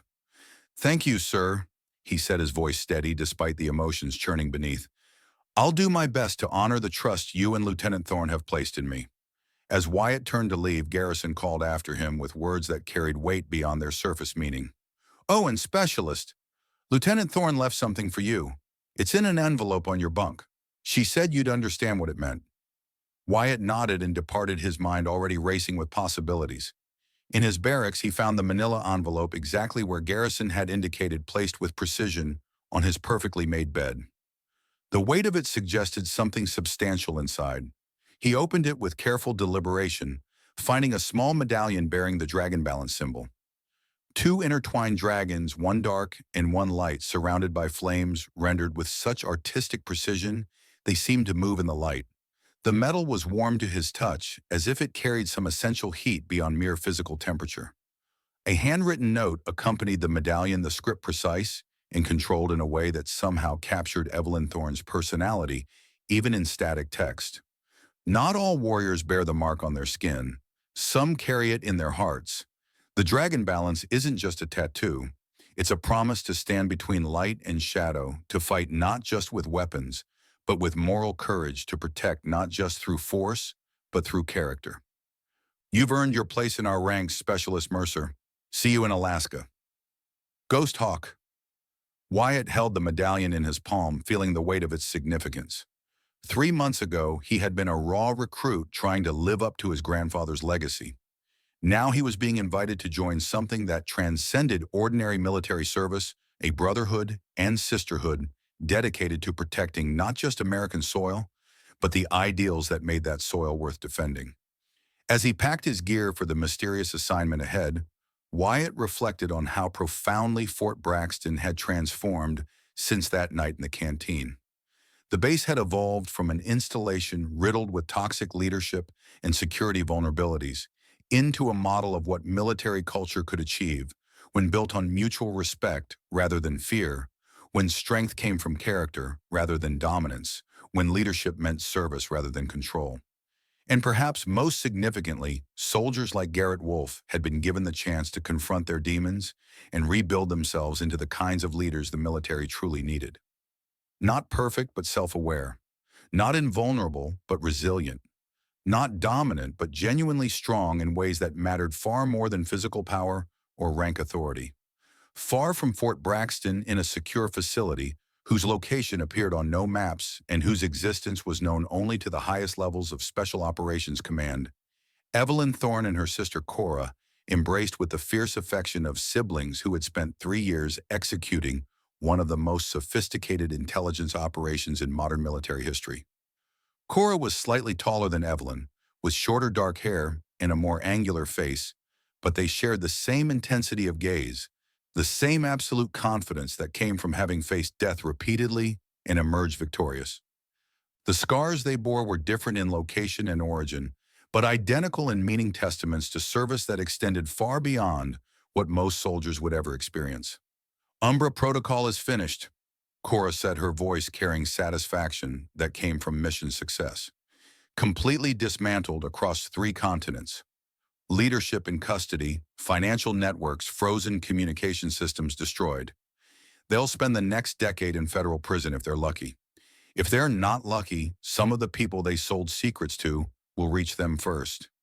Evelyn smiled with the kind of fierce pride that warriors showed when their comrades succeeded against impossible odds. Your sacrifice made it possible. 3 weeks in that safe house, allowing them to believe they had leverage over me, gathering intelligence, while they thought they were gathering ransom that took courage beyond what most people understand. We got justice for Captain Vance, Cora said quietly, her voice carrying the weight of personal loss. The woman who had trained them both, who had been like a mother when their actual parents were lost to circumstances neither sister discussed, had been killed by Umbra Protocol 3 years ago. Every operation since had been building toward this moment of final accounting. She'd be proud of both of us, Evelyn replied. This operation was flawless. Fort Braxton served as perfect bait, drawing Umbra into a trap they never saw coming. Your European operations dismantled their financial and leadership structure. Together, we eliminated a threat that had been operating with impunity for more than a decade. They stood in comfortable silence for a moment, 2 warriors who didn't need words to communicate the bond forged through shared danger and absolute trust. Then Evelyn's expression shifted, taking on the focused intensity that meant she was already planning the next operation. Speaking of Fort Braxton, she said, pulling up data on a secure tablet, the transformation there has exceeded all projections. Colonel Garrison has proven to be exactly the kind of leader we need, someone who understands both traditional warrior values and modern ethical leadership. He's creating something that could genuinely reshape military culture. Cora studied the metrics with professional interest. Unit cohesion scores, security incident rates, reporting compliance, leadership evaluation results, all trending in directions that suggested fundamental cultural transformation rather than superficial compliance. What about the kid who stood up for you? Cora asked with a smile that suggested she already knew the answer. Wyatt Mercer. Shipping out to Alaska in 72 hours, Evelyn confirmed. He's being evaluated for potential Dragon Balance recruitment. The moral courage he demonstrated is rare, standing alone for what's right when everyone else joins the mob, risking his career, because his conscience wouldn't allow silence. That's the foundation we build on. Cora nodded approvingly. The next generation. We can't do this forever. Eventually, we need to identify and train the people who will carry the Dragon Balance forward when we're too old or too broken to continue. The weight of that responsibility settled over both sisters. They were in their late 20s now, but their bodies already bore the accumulated damage of years of operations in the most dangerous locations on Earth. How many more years could they maintain the edge that kept them alive in the situations that would kill most operators? 5-10 if they were lucky and careful. The Dragon Balance program needed to evolve to identify and cultivate the next generation of warriors who would defend not just with weapons, but with the kind of unshakable ethical foundation that made them immune to corruption. 12 operators currently. Evelyn mused, her strategic mind already planning decades ahead. We need to expand carefully and selectively. Not just technical skills or physical capabilities, but fundamental character. People like Wyatt Mercer, who will do what's right even when it costs them, who understand that true strength comes from protecting others rather than dominating them. As the sisters continued planning, their conversation shifted to other installations, implementing Ghost Dragon protocols, other threats emerging on the horizon, other operations that would require their unique combination of tactical excellence and strategic vision. The war they fought wasn't the kind that appeared in news reports or history books. It existed in shadows, in classified briefings, in operations that technically never happened, but whose success or failure determined whether democratic institutions survived or succumbed to corruption from within. It was exhausting, dangerous, often thankless work, but it was work that mattered in ways that transcended individual recognition or conventional measures of success. 6 months later, a remote training facility in the Alaskan wilderness stood silent under the aurora borealis. Inside a Spartan briefing room, 12 figures sat around a table, some bearing visible scars, others carrying invisible ones. Ages ranged from 19 to 67. Each represented the absolute pinnacle of what military service could produce when built on character rather than cruelty. At the head of the table, Evelyn Thorne stood with her sister Cora at her side. Behind them, projected on the wall, was the dragon balance symbol, no longer hidden, but openly acknowledged as the mark of those who defended, not just with weapons, but with unshakable integrity. "Welcome," Evelyn said, her voice carrying across the assembled operators, both veteran and newly recruited, to the next chapter of Dragon Balance. Some of you bear the mark on your skin, others carry it in your hearts. All of you prove that true strength comes not from domination, but from the courage to stand alone for what's right. Her gaze moved to Wyatt Mercer, who sat straighter under her attention. 6 months of the most brutal training in special operations had transformed the scared teenager into something formidable. Beside him sat Garrett Wolfe, no longer a sergeant, but a specialist in psychological operations, whose understanding of manipulation now served to defend against it rather than deploy it. Across the table, Colonel Garrison leaned on his cane, the oldest person in the room, but possessing wisdom that technical skills could never replicate.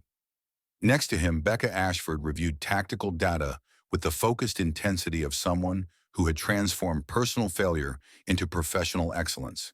Thad Kincaid studied weapons specifications with the meticulous attention to detail that had always defined his work, but now tempered with the moral courage to question orders that violated ethical principles. The mission ahead, Evelyn continued pulling up classified intelligence that showed new threats emerging in shadows across the globe. "We'll test everything you've learned. You'll face enemies who don't wear uniforms, threats that don't announce themselves, battles that will never appear in history books." She paused, letting her words sink in. "But you'll face them as Dragon Balance, and that makes all the difference." Outside, the aurora borealis painted the sky in shades of green, and violet nature's own display of beauty and power intertwined. Inside, 12 warriors prepared for a war that would never be officially acknowledged, but whose outcome would determine whether freedom survived another generation. Garrison looked around the table at the assembled operators, young and old, scarred and unscarred, each carrying their own story of how they had earned their place in this room. He thought about the journey that had brought him here, from the jungles of Central America to the deserts of the Middle East, from the chaos of Mogadishu to the quiet transformation of Fort Braxton. This was his legacy, not the battles he had fought or the medals he had earned, but the next generation of warriors he had helped prepare to defend, not just with weapons, but with the kind of character that made them immune to corruption. Wyatt caught his grandfather's old dog tags around his neck, a gift, before he'd shipped out for basic training. The old man had told him stories about moments when doing right meant standing alone, when character was tested not by dramatic decisions, but by simple human decency. He'd passed that test in a canteen at Fort Braxton. Now he was being given the opportunity to pass bigger tests, to face challenges that would define not just his own future, but the future of the nation he had sworn to protect. The dragon had risen, Evelyn said, her voice carrying the weight of prophecy and promise, and it will never sleep again. The assembled warriors stood as one, no salutes or formal acknowledgments needed. They understood what they represented, the thin line between civilization and chaos, the guardians who operated in shadows to protect those who lived in light. The briefing continued late into the night, tactical plans unfolding, operational details, refined contingencies prepared for threats that existed only as intelligence whispers and pattern analysis. But the real work had already been done. In canteens and training facilities and counseling sessions and leadership seminars, and 1,000 small moments where soldiers chose character over convenience, respect over dominance, service over self. Fort Braxton was no longer an anomaly. It was a model being replicated across 17 installations, then 50, then hundreds. The Ghost Dragon protocols were spreading like roots through soil, invisible but essential, transforming military culture from within. Garrett Wolfe would never forget the night he tried to humiliate a woman who turned out to be one of the most dangerous people on Earth. But more importantly, he would never forget the mercy she showed him afterward, the chance to rebuild himself into something better than he had been. Becca Ashford would carry the shame of her failures for the rest of her life. But she would also carry the knowledge that failure could be the beginning of transformation, that admitting weakness could be the first step toward genuine strength. Thad Kincaid would remember the moment he realized that technical competence without moral courage was not just insufficient, but dangerous, that true expertise included knowing when to say no. And Wyatt Mercer would tell his own grandchildren someday about the night he stood up for a stranger, not knowing that simple act of decency would change the trajectory of his entire life. The aurora borealis continued its dance across the Alaskan sky as the briefing concluded and the operators dispersed to prepare for missions that would take them to the darkest corners of the globe. Evelyn and Cora stood together at the window, watching the natural light show with the comfortable silence of siblings who had shared too much to need constant communication. "She would have loved this," Cora said quietly, both of them, knowing she meant Captain Vance. "Everything we've built, everything we're becoming, this is her legacy as much as ours." "More than ours," Evelyn replied. "We're just the current generation carrying the torch forward. There will be others after us building on what we've created, adapting to threats we can't yet imagine." "The dragon balance," Cora mused, touching the spot where her own tattoo lay hidden beneath her tactical gear. "Light and shadow, strength and mercy, justice and compassion. It's not about being perfect. It's about being balanced. And never sleeping," Evelyn added with a smile. "The price of freedom is eternal vigilance. Someone has to stand watch while others sleep." They stood together as the aurora faded and dawn began to break over the Alaskan wilderness. Two sisters who had hunted shadows and emerged victorious, who had transformed personal tragedy into a mission that extended far beyond revenge.